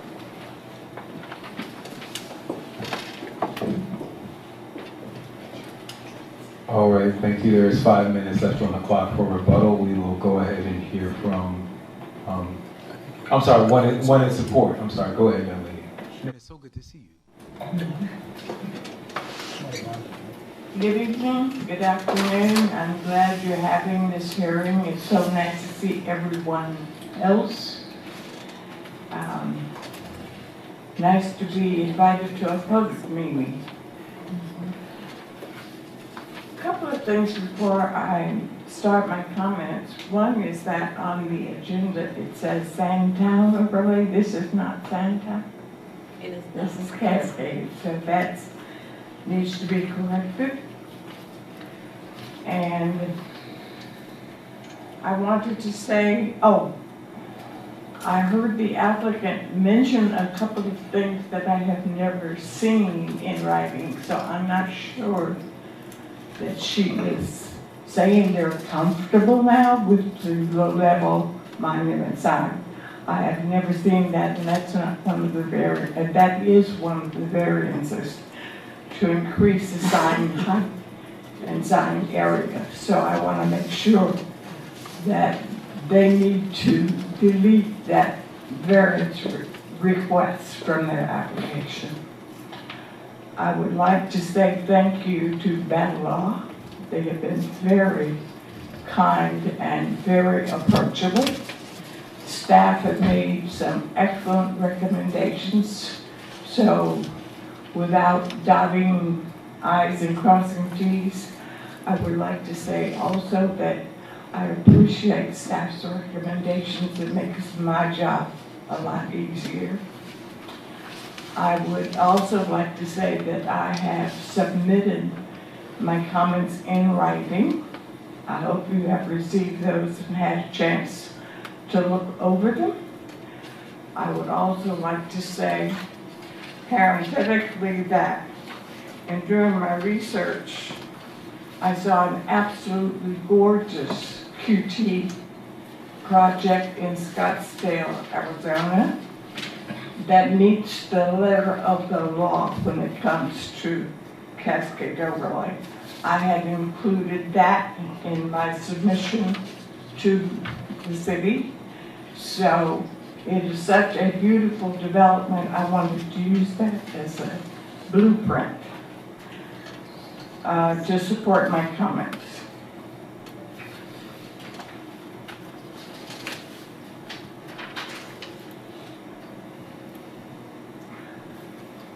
As regards the signage, I don't need to speak about that.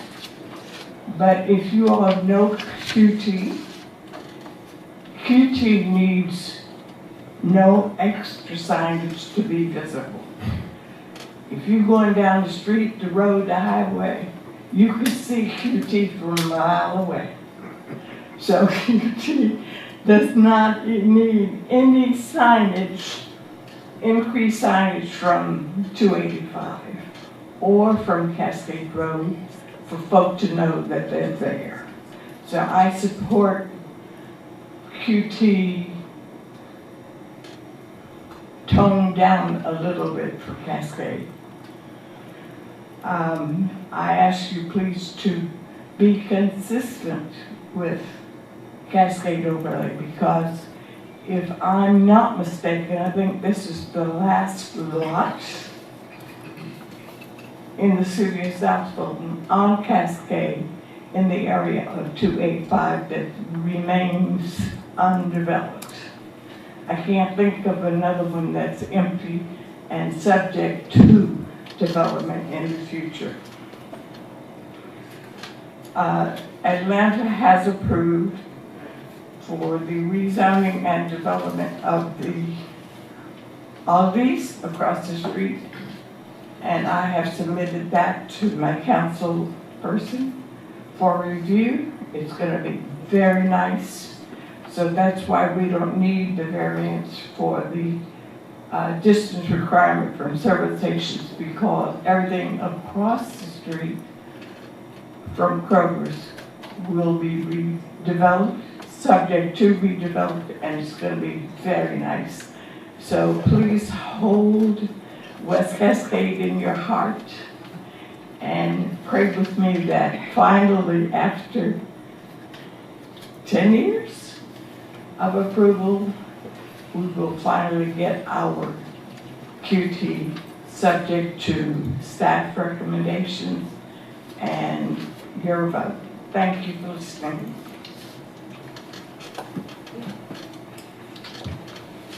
All right, now we have 5 minutes left on the clock.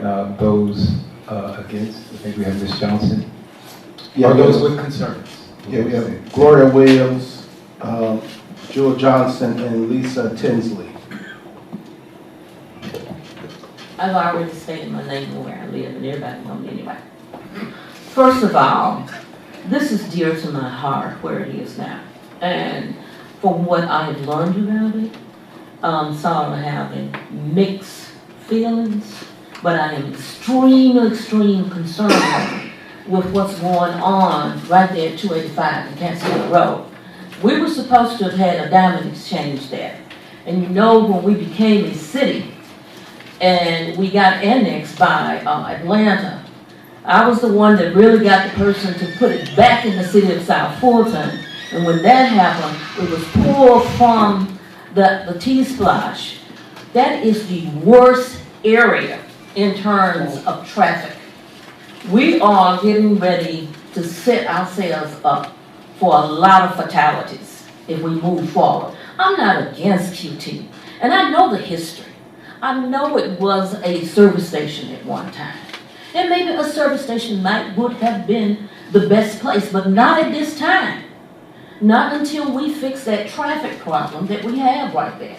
Nobody, I haven't heard anybody here say anything about the traffic. I'm not saying that QT can't come there. They can, but we need to have something there to negate the problems that we're getting ready to be faced with and the fatalities. And I'm quite sure our police don't want to be running down there every day, early in the morning, in a high traffic area. I mean, people have gotten ran over. The people that walks and the people that ride their bikes and things. The children be trying to sell water out there. I mean, all kinds of stuff is happening. And believe me, we need to think twice about what we are doing. What we're doing to the area. That is very dear to me. And I would like for us to fight for that diamond exchange so we can come back and put a QT there. We already have 3 stations there, 3 gas stations. So why can't we utilize what we already have until we can fix the problem? This is all I'm saying. Let's fix the problem.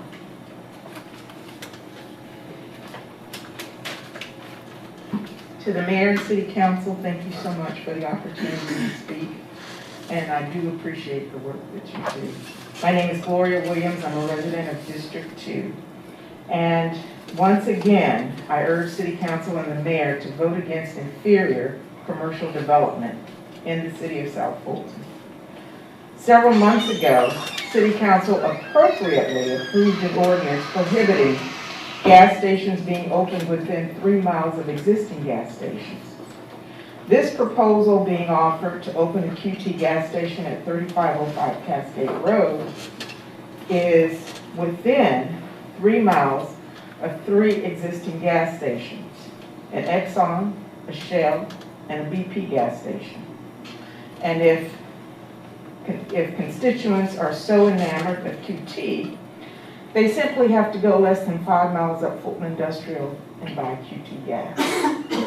Repeatedly, City of South Fulton constituents have expressed their desire and need for better commercial real estate development in our city.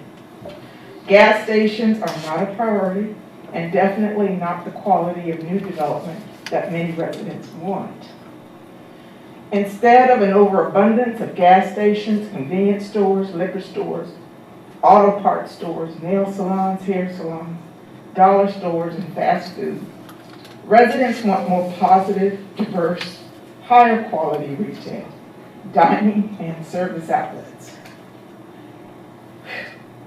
The repurposed gas station site across the street from 3505 Cascade Road, a housing and home furnishings business right at home, is the type of creative, attractive, and much needed retail outlets that we have more need of. Historically, Cascade Road has been synonymous with beautiful, well-maintained higher-end homes and has been a source of great pride in this city and nationally. The City of South Fulton has an opportunity to build on this legacy and to finally create commercial development that will enhance and greatly improve the quality of life of the residents who have worked hard to build a quality community. Please vote no and do not approve Z22004, U22003, and CV22002. And do not waive the distance requirement. If this gas station is allowed at this location, it will set a precedence, and we will have more unneeded gas stations, convenience stores throughout our city.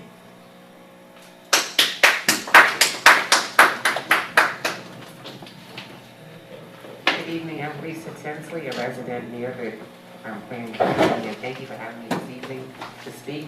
I would reiterate that I will have to reiterate what's been said. I oppose the development of the QT because of traffic concerns, because right there at Cascade Road and Cascade Parkway, there is a clear no U-turn sign, but there have been a lot of accidents in that area. So I believe with this development, there will be an increase in accidents. Also, traffic going to Cascade Parkway with people coming out of Kroger, and the residents on Cascade Parkway, there will be increased traffic accidents as well. So I just want to ask you to consider opposing this development here in this community. Thank you.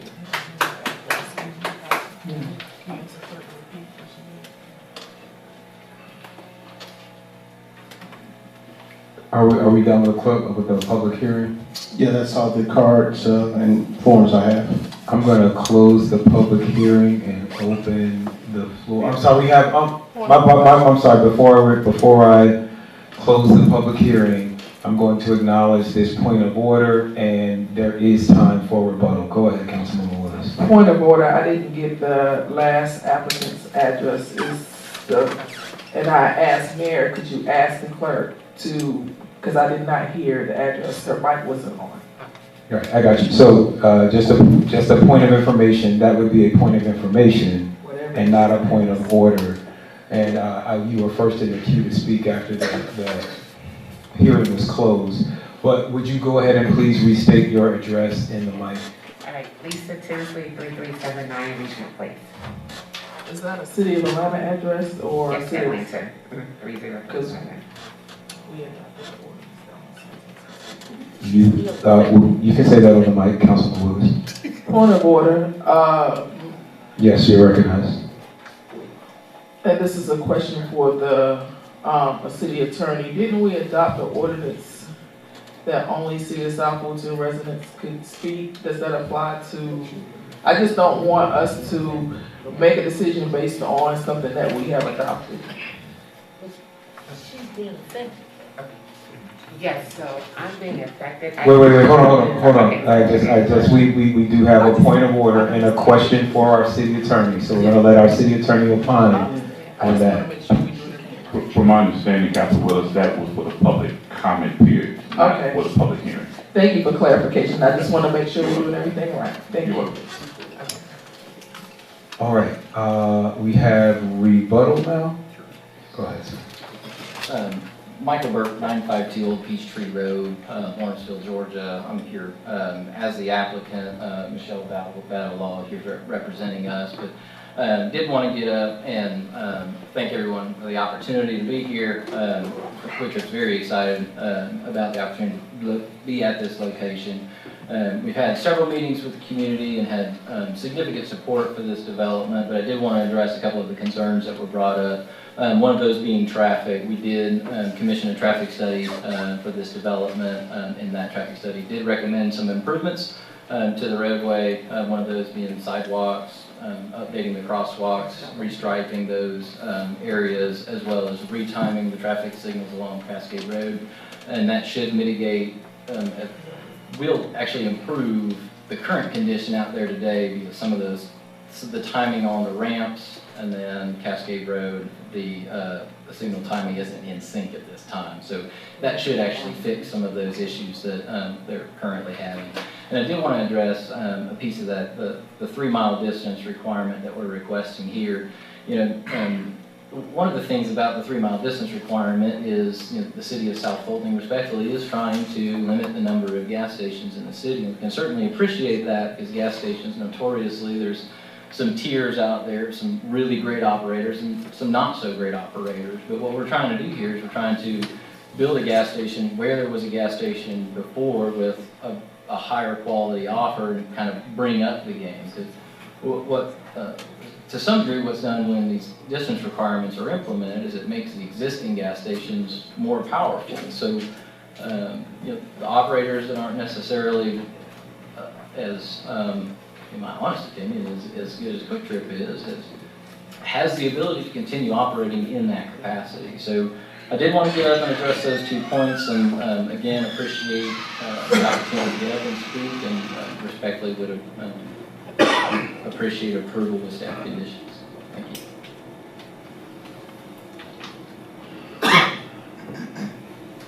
All right, so now I'm going to close the public hearing and open the floor for council comments, beginning with the district councilperson, Dr. Rao. First of all, I want to thank Quick Trip and Battle for the multiple meetings we had with community to try to get this to a place that the community could feel comfortable moving forward. We had multiple residents from around the Cascade Corridor who were involved in those meetings. And so I want to thank you for that because I think we had about 3 of them, if I'm not mistaken, maybe 4. And so I also wanted to point out that as you see it now, there's the gas stations that are directly across the street will all be demolished. They will not exist as they exist now. There's only one across the street. You can't. There's still two though, technically, because the tanks and everything are still there. There are two. I'm sorry, that we can't. Consistent with the Cascade overlay, I move to approve the staff's conditions enumerated in the June 14th, 22 staff report. The request to rezone from C1 to C2 and obtain a special use permit for a gas station. I move to approve, deny, and withdraw the concurrent variances in accordance with the staff's recommendation, with the adjustment that the parking lot island variance be approved with the condition that parking islands shall be required every 8 spaces, except on the south side of the building. The parking island shall be required every 10 spaces. I just want to make it clear that the sign will have to comply with the Cascade overlay. There's a motion on the floor. Do we have a second? That motion fails for lack of a second. And to be clear, that motion was just for the rezoning and not the distance requirement, because we do need to take those items separately.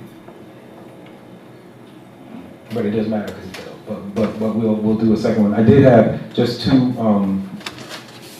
quick questions. I heard a traffic study made mention of. Did that traffic study or the waiver of distance requirements, did it contemplate this diamond interchange that is proposed?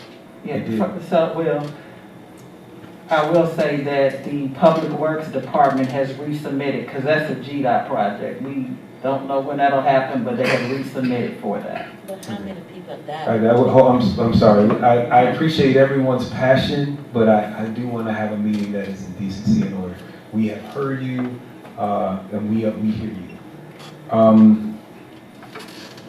Right. I do think that it sounds like there may not be the political will to approve this today, and I do think that I do just have some concerns that.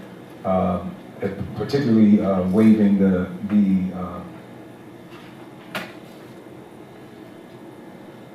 I just do have some concerns about. I want to make sure that all the space that is needed for that diamond interchange is there. And we've had that conversation. My second question is just out of curiosity. That spot used to be a furniture store. Was that what it was? No, it's a gas station. It was a gas station. It's a gas station with approval from Fulton County. No, I hear that. Yeah, I was just asking, there was a furniture store on that corner across the street? That's across the street. And all that's going to be demolished. That's what I'm saying. All of that, both of those exist. I'm looking at the pictures and I was just a little confused, that's all. All right, so that motion did fail. Is there another motion that you'd like to make? Or anyone? All right. I would like reconsideration on that, because I think the concerns that are raised, if there's questions, I think we should answer the questions, because again, this zoning is, the attorney, can you speak to the fact why this is even the C1 to C2, because there was approval, and when we updated our code, it can only come in a C2. So it is unique to this parcel. This is not something, can you speak to that, Mr. McClendon? Thank you, Dr. Rao. If I understand your question correctly, you're asking clarification of why this parcel needs to be rezoned, and I believe that this would have been allowable under the previous zoning, but once we changed zoning classifications, now we need to rezone this parcel in order to allow this gas station use, although it would have been allowable prior. Correct. Thank you. I have a procedural question for you too. Are you trying to get everything? Yeah. All right, I have a procedural question. we don't have a motion. What happens now if there is no motion to approve or deny? I would ask Dr. Rao to restate her previous motion because I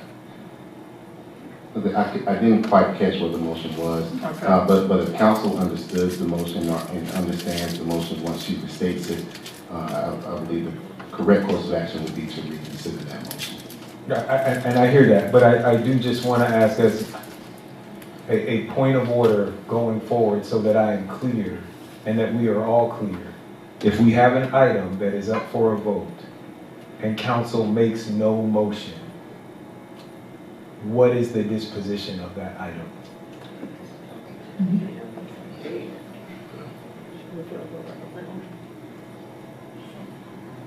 At that point, it doesn't carry. I mean, there's not a second, it doesn't.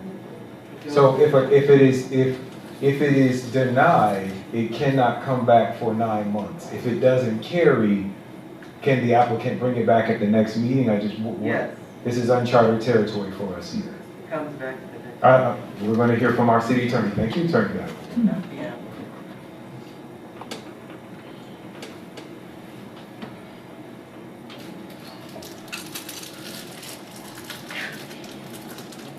It could be reconsidered the next meeting. All right, thank you. I'm going to hear from Councilman Sebastian, who's in the queue, and then we will take it back over to you, Councilman. Thank you, Mr. Mayor. This area, I think I'm somewhat familiar with it. However, I'm still a little puzzled because I heard a whole lot of changes, and because it's like the first time we're kind of hearing some of these changes, I was a little bit hesitant to agree because I wanted time to study some of these changes. As a matter of fact, questions that I have in my mind, I was going to go back to our own Public Works Director to ask about some of the things that might be within our control to either change or influence with GDOT, because first and foremost, safety of our citizens got to be up there.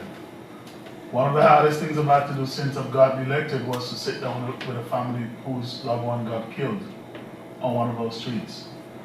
And if I can help it, I will not ever go through that again. So, Councilwoman Wall, I want to support you with this, but I think that like a lot of gray areas that are still left, at least for me, that I think we need to consider. Thank you, Mayor.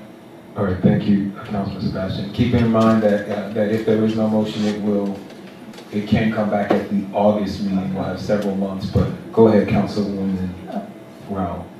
I want to understand. You said Rao. I said Rao. He said Rao.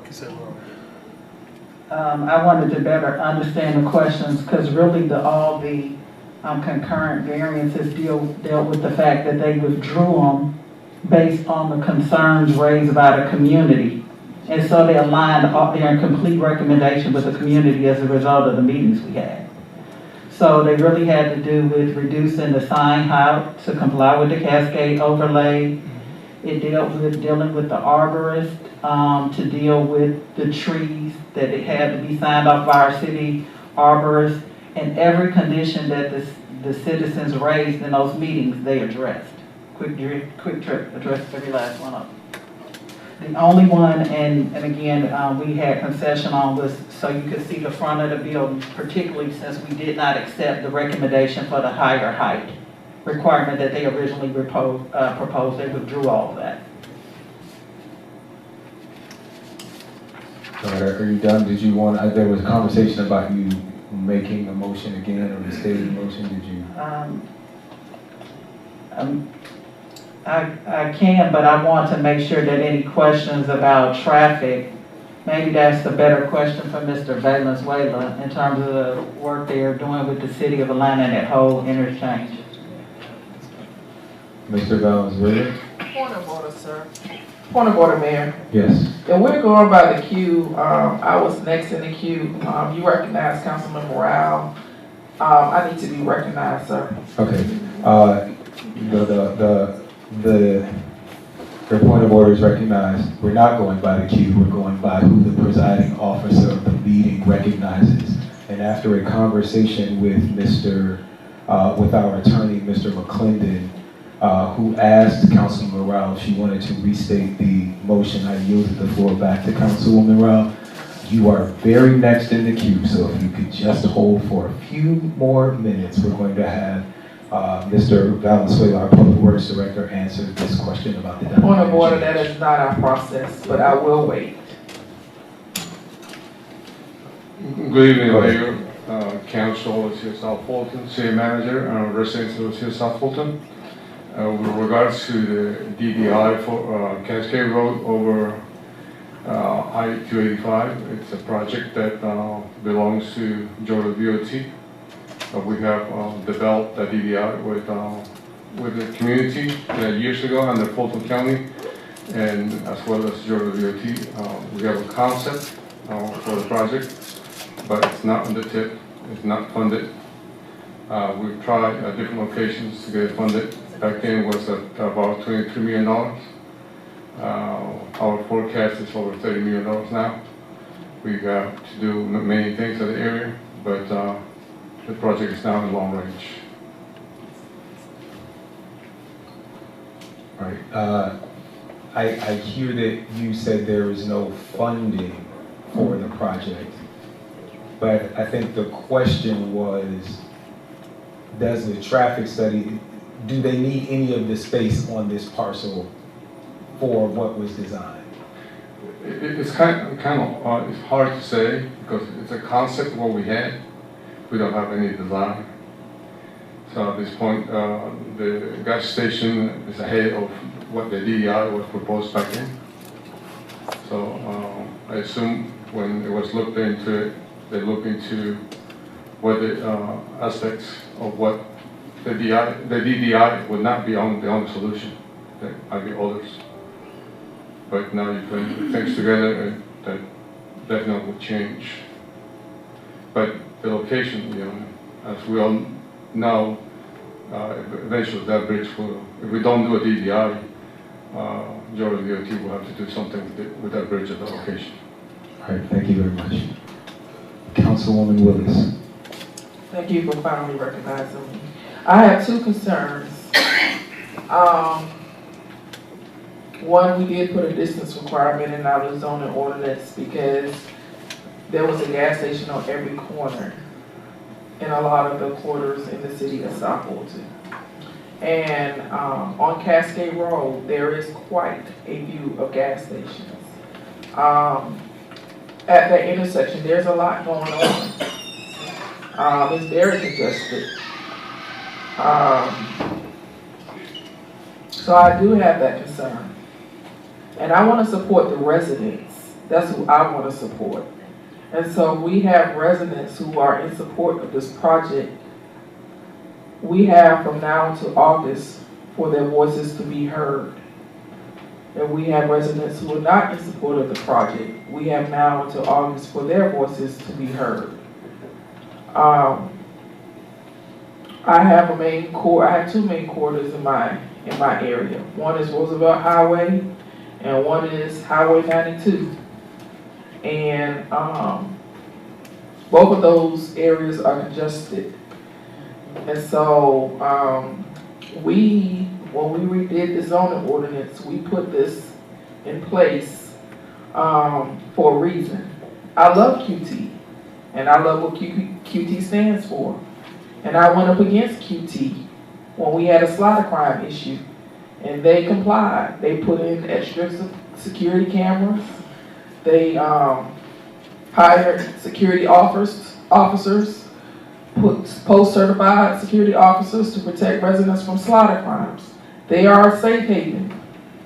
They are a safe haven when it comes to human sex trafficking. So I know all about QT. This is not personal, but it's personal for residents who have certain desires in their community. You can say what you want to say about me, but I'm a sticker for that. And so we have an abundance amount of residents who support this project. Councilman Morale, please have them send in their emails, because I'm looking at my emails and I just don't see it. Please have them sending emails.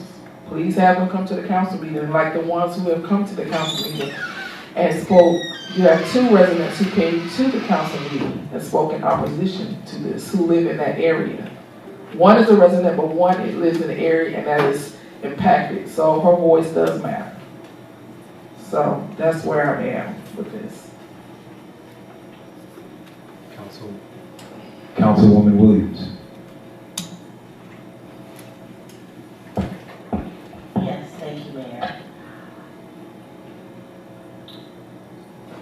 One of the things about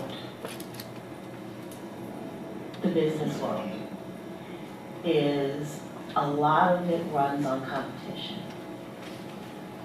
And obviously, you all know that I live on the Old National Corridor. And if we don't have anything on Old National, we got gas stations. Yes.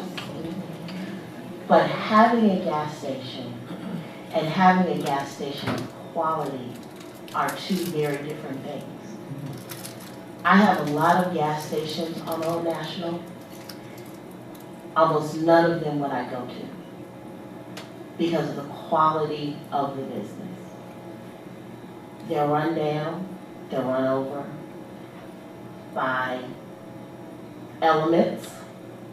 I'm sure the mayor knows what of which I am alluding to, that I personally don't feel safe around all the time. We have one gas station that is kind of colloquially, that's not a word, you know what I'm trying to say? Colloquially. Thank you. Known as the local pharmacy.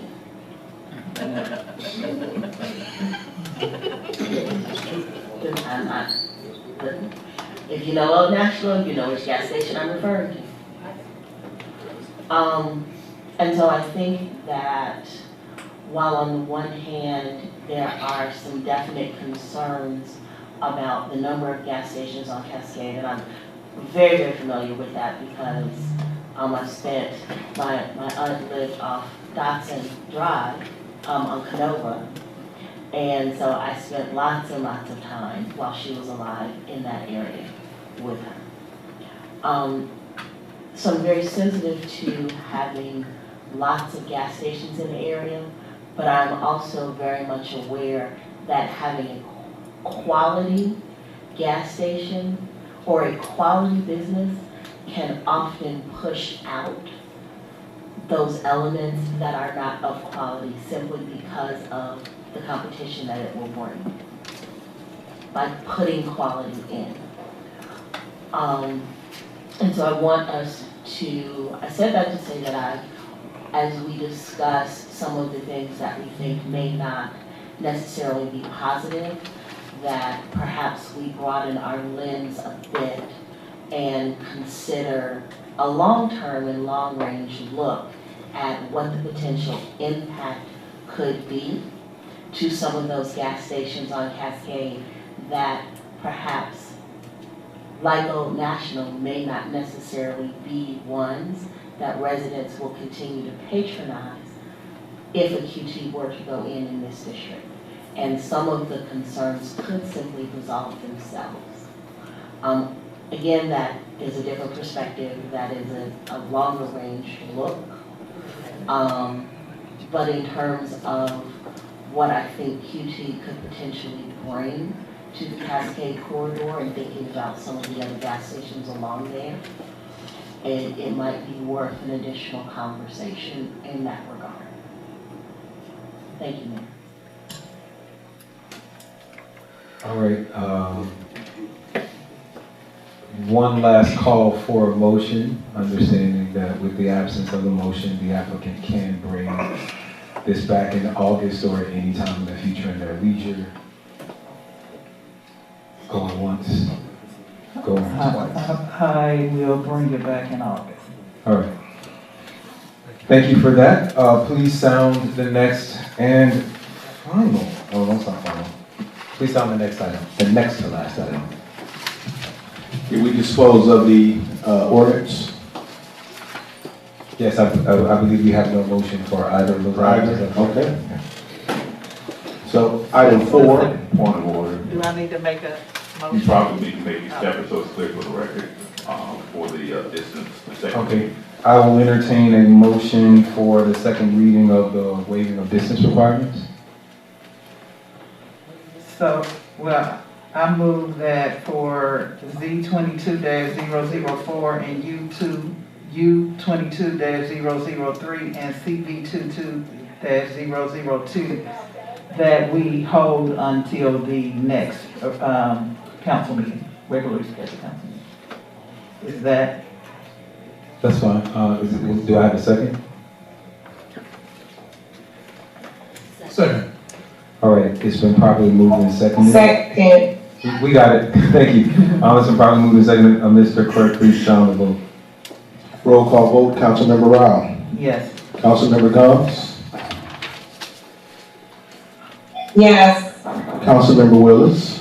Yes. Councilmember Sebastian. Yes. Mayor Pro Tem Reeves. Aye. Councilmember Williams. Yes. Those items are held until the August recess meeting. So I'm going to take them separately. So that was a motion for the first item.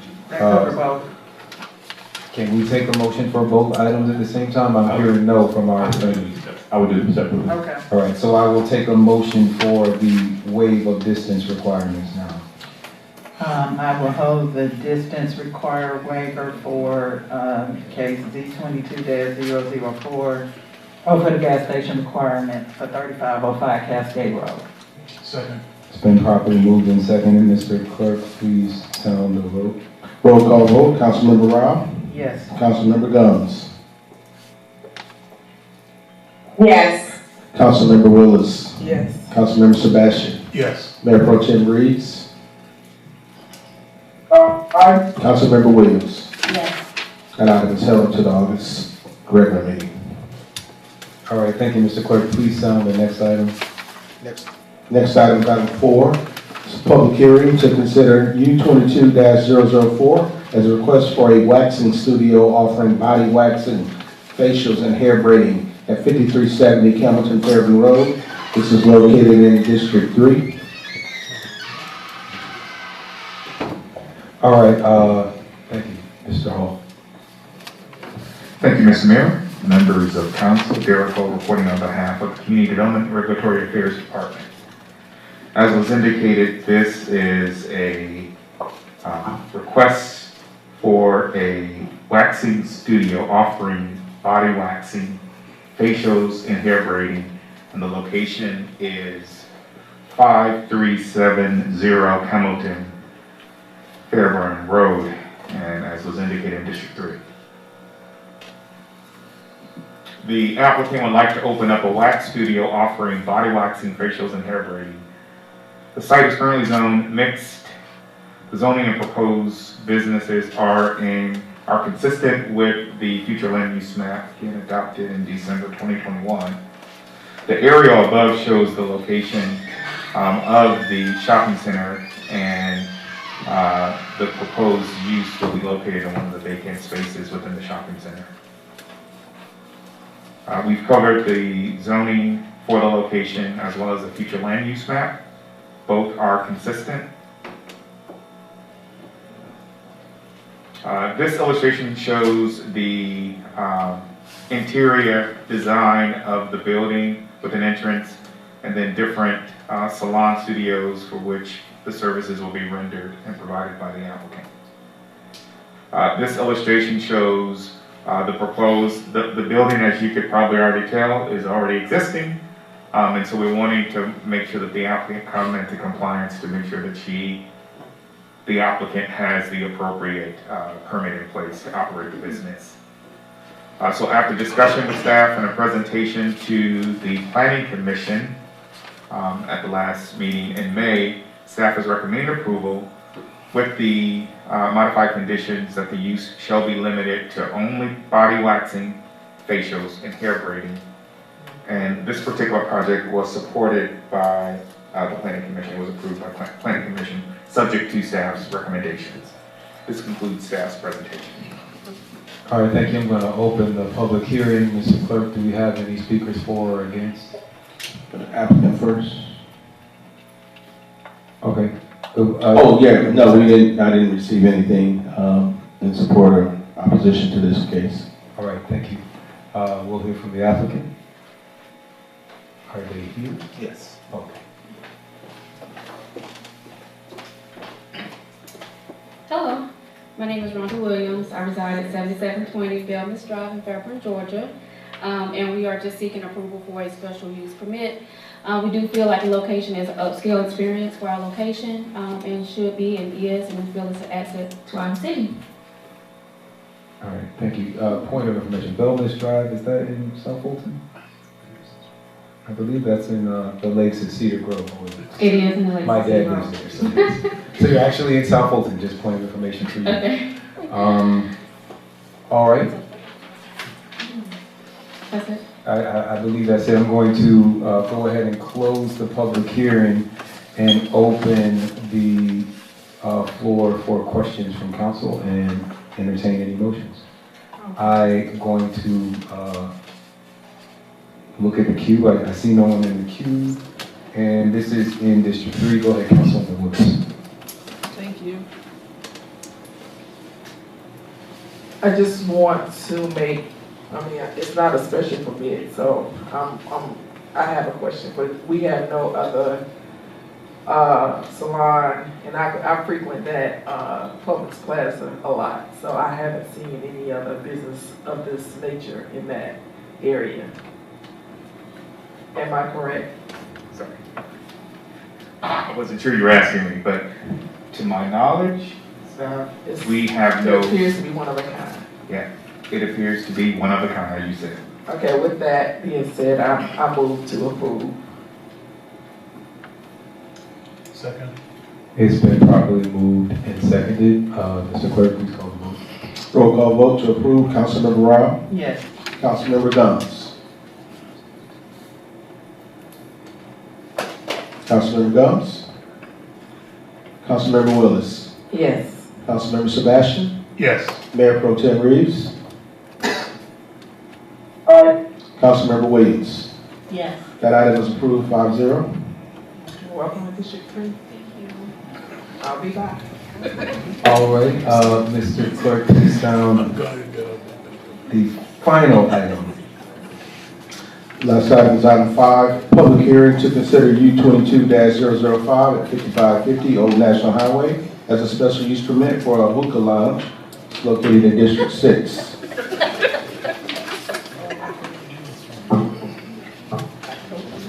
I have no idea. Go ahead, Mr. Hall. Before I begin the presentation, I've actually had some additional conversation with the applicant.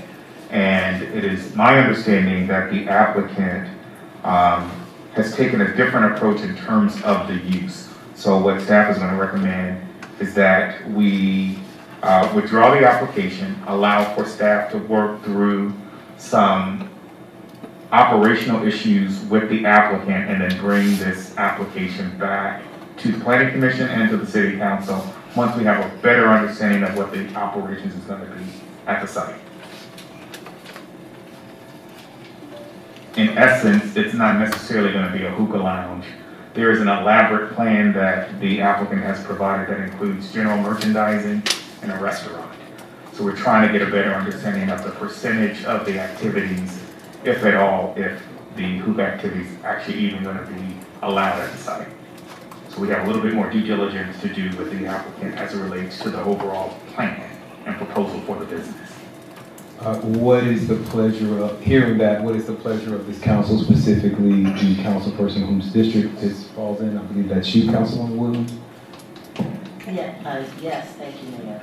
I just want to say that I can't remember if it was the March or the April meeting, but this is Miss Sherry Phillips, who had been trying to kind of work through the processes for getting her business open, and that I had subsequently been talking to both her and the staff to try to help clear some of the red tape of trying to get it approved. And unfortunately, on the way in the building, 20 minutes before the meeting, was informed that there had been an oversight on the part of staff, and that having a hookah lounge is not consistent with the no smoking ordinance. However, what was explained to me by Mr. Hall is that it is, even though it's presented as a hookah lounge, it is not a exclusively hookah lounge. There's going to be other activities that are going on, other retail that's going to be going on. There's going to be food, particularly vegan food, I think, is one of the things. But there's going to be food, there's going to be social areas, so that the hookah is not exclusively the main activity. That was my understanding from what I was told 20 minutes before the meeting. We need to get a better understanding of exactly what we're doing and exactly where we are going on, what's going on.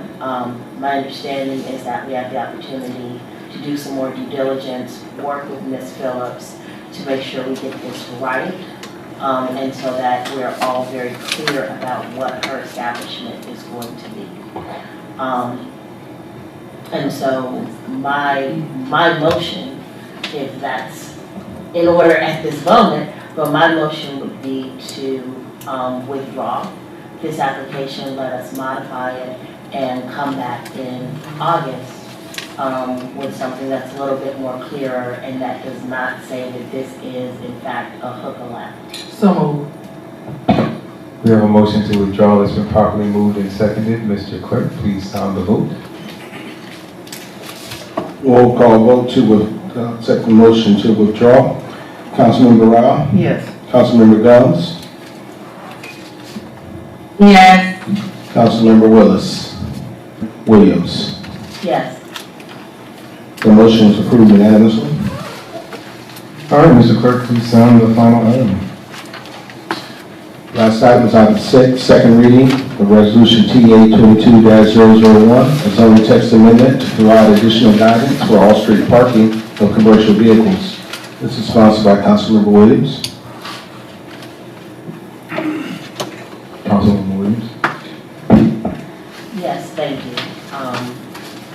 This is, once again, we are trying to get all of these trucks from using our parking lots as restaurants because they don't belong there. And again, if you know Old National, we've got quite a few parking lots having to be repaved because the trucks are pulling in and just they're there. Sometimes one night, sometimes multiple nights. So this is an ordinance to try to address that issue and ensure that they go to the proper location so that they can get the rest that they need so they don't keep jackknifing on 285 and falling off of bridges. And so with that being said, I move the acceptance, approval of this amendment. So moved. It's the first reading. No, it's the second reading. It's the second reading. It's been properly moved and seconded. Mr. Clerk, please sound the vote. Roll call vote. Councilmember Rao? Yes. Councilmember Guns? Yes. Councilmember Willis? Yes. Councilmember Sebastian? Yes. Mayor Pro Tem Reeves? Aye. Councilmember Williams? Yes. That item is approved unanimously. All right, thank you, Mr. Clerk. Please sound the next item. Next item is Roman numeral 9, council comments. All right, we will start with District 1, Dr. Rao. I don't have any comments. Happy Juneteenth today, and we hope to see you at the festivities this Saturday at Worcester. All right. District 2, Councilwoman Gums. Good evening, everyone, and to the residents and constituents of District 2. I sincerely apologize that I'm not in view of you all today, but I am attentively attending the meeting today. Wanted to share that, of course, we have our third annual Healthy South Fulton event that is coming up in July. And please check our Facebook page, and it is in conjunction with Councilwoman Rao, so we're looking forward to that event. I want to say Happy Father's Day to all of the fathers in the city of South Fulton, and thank everyone that attended the public safety meeting that was held last week as well. I know I've been feeling under the weather lately, but please know that your thoughts and prayers, I have received them all and I appreciate it. I'm getting better soon. So again, thank you so much and you all have a great evening. District 3, Councilwoman Willis. Hello, residents of District 3 and the City of South Fulton, and thank you for those who are here, and thank you for those who are attentively listening virtually. During our May 24th City Council meeting, I said some things under my breath, unaware that my mic was on, and what I said was not fitting for the role which I am elected and privileged to serve. I own and recognize the language I use, that it was not befitting and it wasn't directed towards any of my colleagues. I am not perfect, I have flaws, and being passionate about the city coupled with the occasional lapse in verbal restraint is one of them. I apologize to my colleagues and residents of the City of South Fulton for having a spirited conversation with myself and not being aware that my mic was on. As far as interrupting Councilmember Reeves, contrary to what has been said, while he was allowed to chair the meeting in the absence of our mayor, there are certain actions in Robert Rules of Order that allows the speaker to be interrupted. Requesting the speaker to yield and the point of order are two examples of them. When I interrupted Pro Tem Reeves, it was my request for him to yield to me. It was within his rights to decline, and that's what he did. I owe no apology for that, for following Robert Rules of Order. I want to thank all of my council colleagues for speaking with me and letting me know that this was out in the universe, because I had no idea this was in the universe. I was attentively taking care of my mother, who is still hospitalized. So I want to thank each of my city council colleagues for calling and checking on me and my mother and letting me know that this was out in the universe and allowing me to present this statement. Thank you. District 4, Councilman Sebastian. Thank you, Mr. Mayor. Just wanted to thank the citizens of District 4 and for the City of South Fulton in particular for supporting a few past events that we had in the district, particularly vaccination event. I want to thank the pastor and staff over there at Cliftondale United Methodist Church for hosting us. We had quite a successful event there, and we are planning a few more. Just want to thank the citizens again for coming out last Friday. We've had several fires in District 4, and so we thought it was a good idea to give some fire prevention education and to, for lack of a better word, invite all the citizens to come out. We gave them some ice cream to come out and learn about fire safety, and I think we had almost 85 different people, at least attendees, that came out that day. I know we had an incident over at the Shell station near the Lynn-Markway Plaza, and I'm working actively with staff and trying to see what we can do to improve the safety in that plaza. Someone told me it was unheard of in District 4, and I do concur that we usually don't have that stuff in District 4, but you know, crime is everywhere, and so we have to do our best to educate our public, and we ourselves have to be careful in terms of how we engage, and you know, everything don't need to be solved by using a gun. Just want to tell the citizens again to keep in touch with my office. You know, I read every email. If you're not on my newsletter, please email the office and get on the newsletter list, because we just got that going. And watch out for our events coming up during the summer, school supply giveaway. And I also wanted to, before I end, just wish everyone a happy Juneteenth this weekend as we celebrate.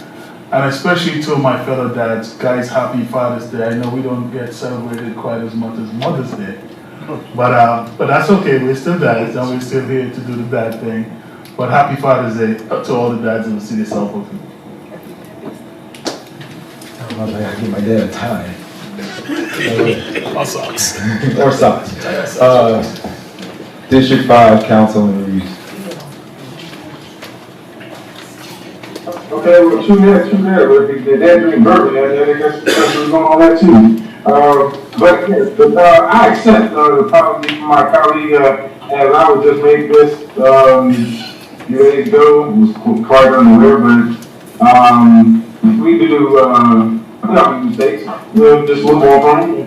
But however, and so, thanks to everybody who came out this weekend. It was a fun-filled weekend. We went out and celebrated the Old National Youth Athletic Association, telling them, of course, they had a car wash.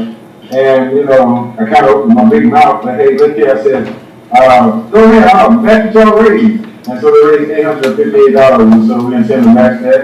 So we reached out to a couple of my corporate buddies, and we're going to get that going. They put in that work before they was on the field, and so, and they did a pretty good job washing the cars, and water got my wash. They have they have food pantries, they go on, New Light, Presbyterian Church. They have, that's actually in my colleague's district, Dr. Williams, and so they have a food pantry every Tuesday and Thursday, 11 to 1, and every third Saturday from 11 to 1. Pleasant Word on Railroad Road, they have one every Tuesday from 11 to 2. And we have First Missionary Baptist Church, who has one every Tuesday and Thursday, and that's on the corner of Bufferton and Flat Shows. And that's every Tuesday and Thursday from 11 to 1. And so, also too, and then I have to show y'all this because this made my day. This just bring me up here. And I go to volunteer award. This made my day yesterday, actually. So I was completely unaware of this. Girl Scout 3802, Troop 3802. We're about this youth and putting them in action, and so they was able to give me this award, and it's something I much appreciate. And they put in the work, and they do the adopt stream and adopt the road down there about Burnett, and so they want to do a lot more in the community. As we're here to empower our youth, and so I'm champion that and giving day of the week. That's pretty much all. This weekend, happy Father's Day, all fathers. Yes, and so we do have a Stop the Violence Walk at 8 o'clock from Old National Commons to Kroger and then back. And so it's come out and bring your peace of mind and leave your peace at home. Come out and walk. It's probably a 5K, about 3.2 miles. And so we're going to do that and then head on over to our Juneteenth festivities. Staff has planned out something great for us. From 1 to 10 at Wolf Creek Amphitheater. And Father's Day and Sunday. So, you know, if anybody's having a barbecue fish fry, you know, invite me over, say next slab, and some little chips, you know, so I'll be happy to come out and collect. Absolutely. And one last thing is, I love you, and you can do absolutely nothing about it. It's a great day.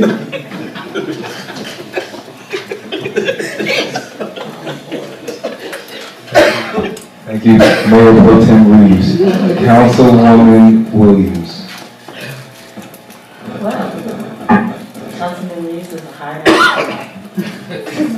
I believe that everybody has already mentioned all the things that I was going to say, and so I will not prolong the time by being redundant. Thank you to those of you who stayed throughout the entire council meeting. We certainly appreciate you coming, and we look forward to seeing you in August. All right, I want to thank everyone who came out to our Divine 9 5K at Wolf Creek Amphitheater, our food truck festivals, our neighborhood festivals, and all of the events that we've been having across the city to open the summer and you know, to welcome everybody back outside. I've been to no less than 10 events in the past 2 weeks. Next, I want to apologize for walking out at that Wednesday, May 25th meeting. There were some concerns about that around my decorum.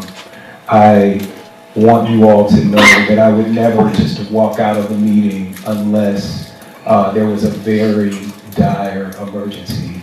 I found out in that meeting there was a murder that occurred in Camelot. A young lady was shot in front of her 4-year-old daughter.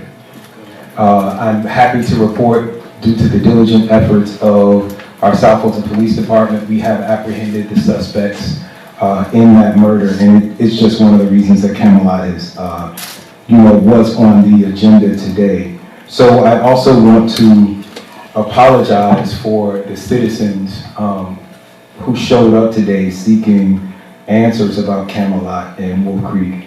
But I also want to encourage you, our refusal to have the conversation today does not stop your ability for that conversation to continue. Our agreements for Wolf Creek, as well as the reports of our fire, police, code enforcement department, and by the end of this week, the building inspectors, are all public records available to anyone who asks, simply by filing an open records request with our city.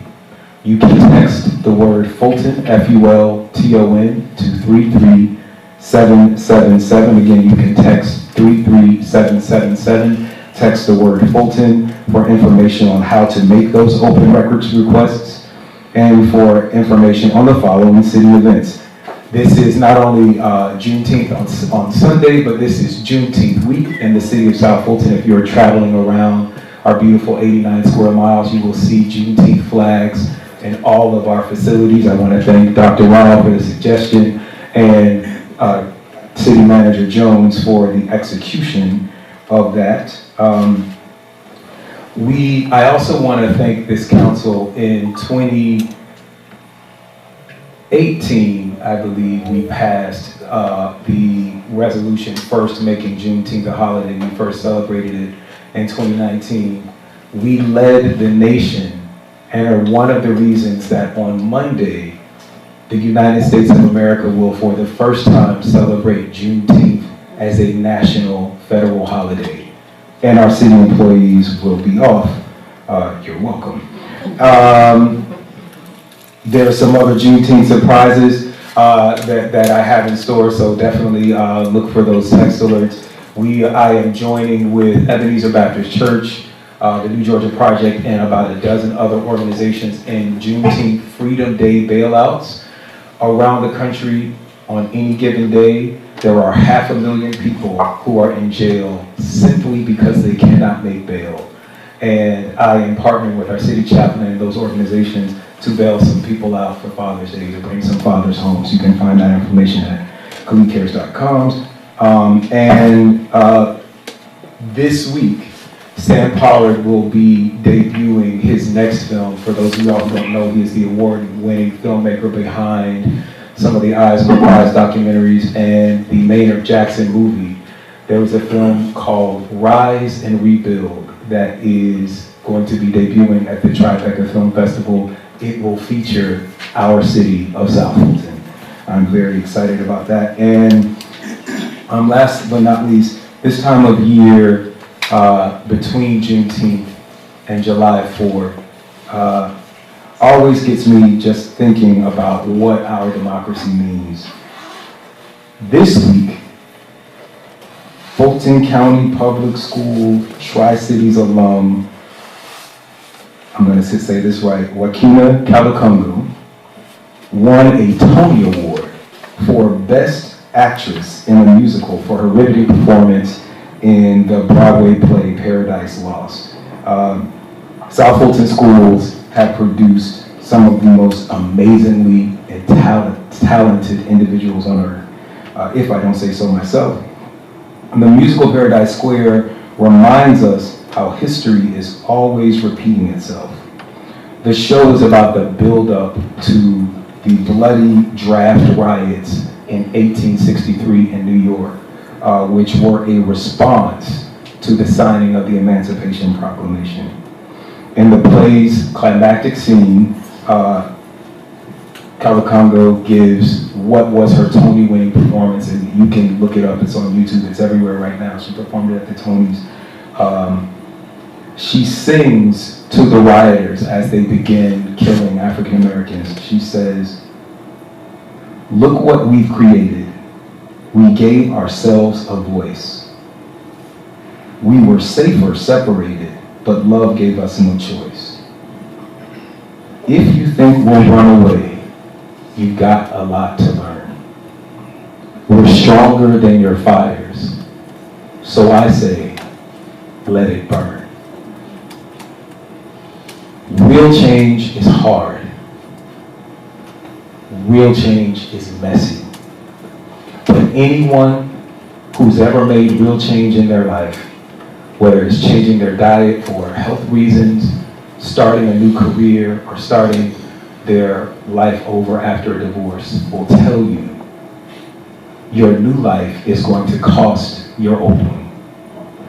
So to the people of South Fulton, I say, embrace the chaos that we are going through right now and continue to move forward through the mess, because a more perfect union is awaiting us on the other side of these troubled waters. South Fulton, forever. I will entertain a motion to go to executive session. I move that we go to executive session to discuss litigation, personnel, and real estate. So moved. It's been properly moved and seconded. Is there any discussion? I have discussion. To the city attorney, I am disappointed, not only in your rulings today, but the way that they were delivered. I have been here at City Hall all day,